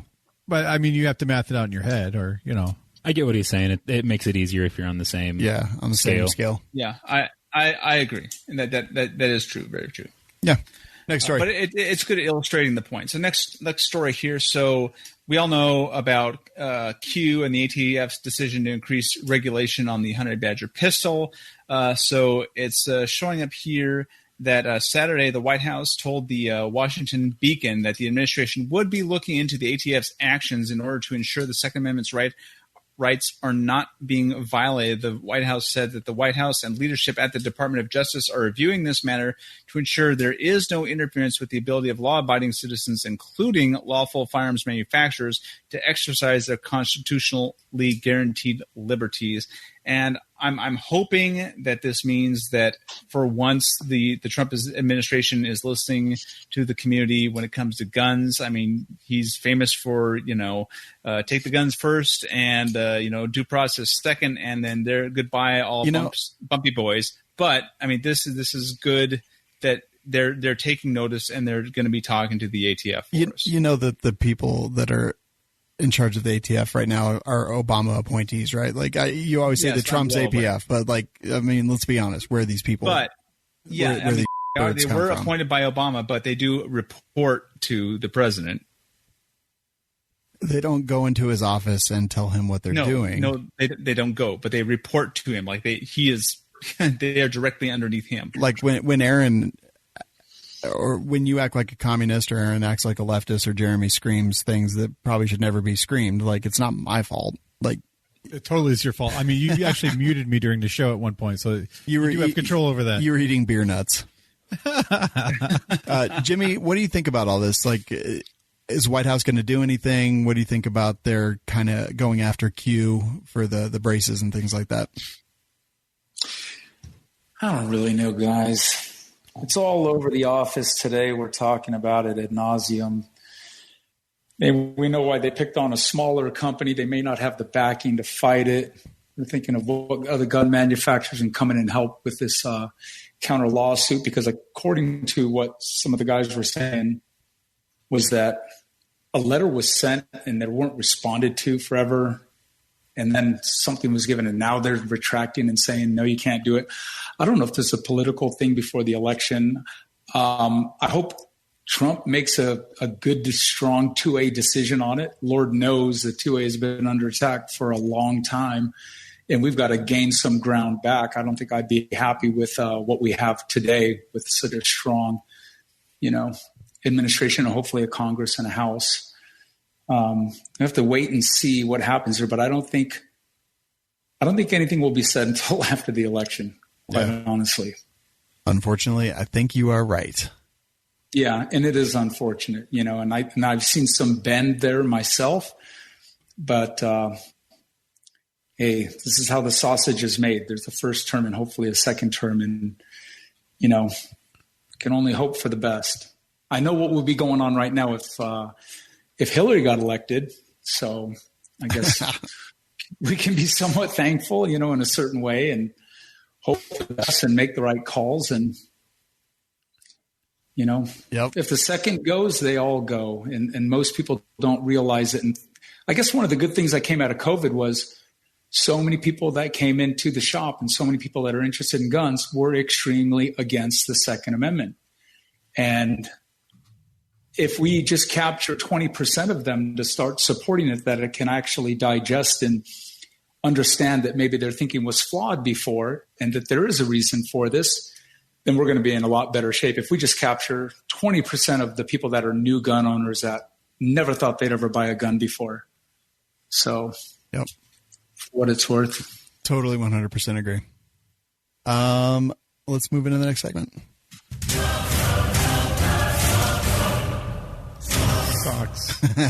Socks. Brought to you by Hackett Equipment. They're doing, they just had a sale on their single rifle cases, and I really do want to point out their single rifle cases are pretty badass. We use them literally every single week when we are filming, and they're amazing, and I really do like them. They had them on sale as $42. But that was a one-day sale, so you missed out. But definitely they have them in stock. They are out there. Their rifle cases, their packs, the Little Bertha, Baby Bertha, and Big Bertha, all really good stuff. The Urban Tac Pack, I think is available in green now, green, gray, black, and it is my favorite pack. I wear it every single day. So HackettEquipment.com, coupon code WLS is life. We'll save you money. This is the reviews. Aaron, take it away. The first one is, what's Aaron's email address from? To Maid Demore. Aaron keeps wanting nudes, so I was wanting his email to send him some biggest pics. This is some out there. There is some out there that may make his stomach turn. So my email address is automated@welikeshooting.com. No, it is not. Send it there, and Shawn will forward them to me after he peruses them. I will spam you. I promise you. I will mark you as spam, and then I will send you horrible things. The next one, oh boy, titled Aaron. I'll let you read this one. Yeah, from Daddy Dog PT. 1 star. Ouch. As we get closer to the election, my tolerance to people like Aaron becomes less and less. I know he's a friend of yours, and I don't know him like you do, thank God. He constantly makes excuses for liberal actions and brings a liberal slant to half of what he says. Does it strain your relationship? I had a lib for a friend, and we always found common ground when we could. Then it just got to where the common ground was smaller and smaller. After a while, it got to where I had to not be myself just to get along with him. He was constantly attacking my beliefs. I used to like Aaron. Lately, the show has gotten more political, as everything else has, and I find myself annoyed at the sound of his vote. I really love the podcast, and I can hear the frustration in Shawn. My political beliefs are very close to Jeremy's. Let's see. Wait, did it say somewhere that he loves the podcast? But 1 star. Okay. Well, you could give 5 stars and send the same message, face. Yeah. I mean, seriously. Yeah, Daddy Dog Fart. Yeah. All right. Aaron? Well, you know what? I think if we all live in a bubble and hear the same echo chamber of ideas and comments constantly, we will not understand what exactly is going on in the outside world. So my views, I think, while I agree with Shawn and you with a lot of the stuff that goes on, I also think that being able to look at it from another perspective is important. I totally agree with Aaron. Like we can't live in a fucking echo chamber.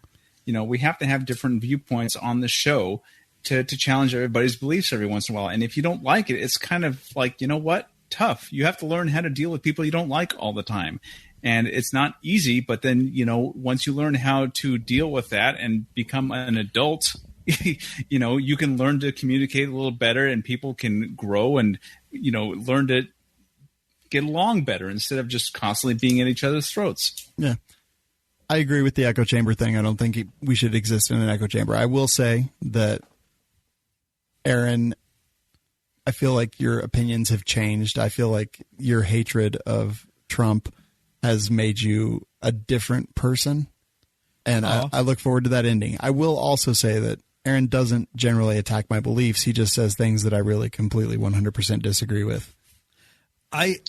Listen, while I did vote for Trump, I don't agree with a lot of what he has done.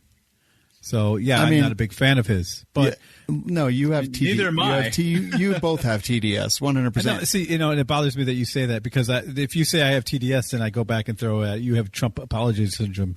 No, or you're an apologist for him. I don't think I do. And so, you kind of do. Bad things. He has done. You kind of do. A lot of bad things. That's fair. That's fair because I would agree with both of you. I feel like we have a platform, and I feel like we are also kind of at a crossroads. Now, getting back to what I was saying, I do think that, Aaron, your political views have changed, and I don't agree with them at all. Like 5 years ago, I think we were very much on the same page. I think now we are not at all on the same page. I do find it frustrating, but again, Aaron's not one of the people who goes around attacking my beliefs. He just has beliefs that I don't agree with at all. I think we sit on the same issues more often than we disagree.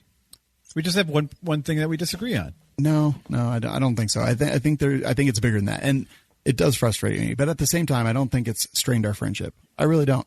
Like sometimes he pisses me off to the point where I just after the show I just go and I leave because I f***ing had it. Like I can't take it anymore.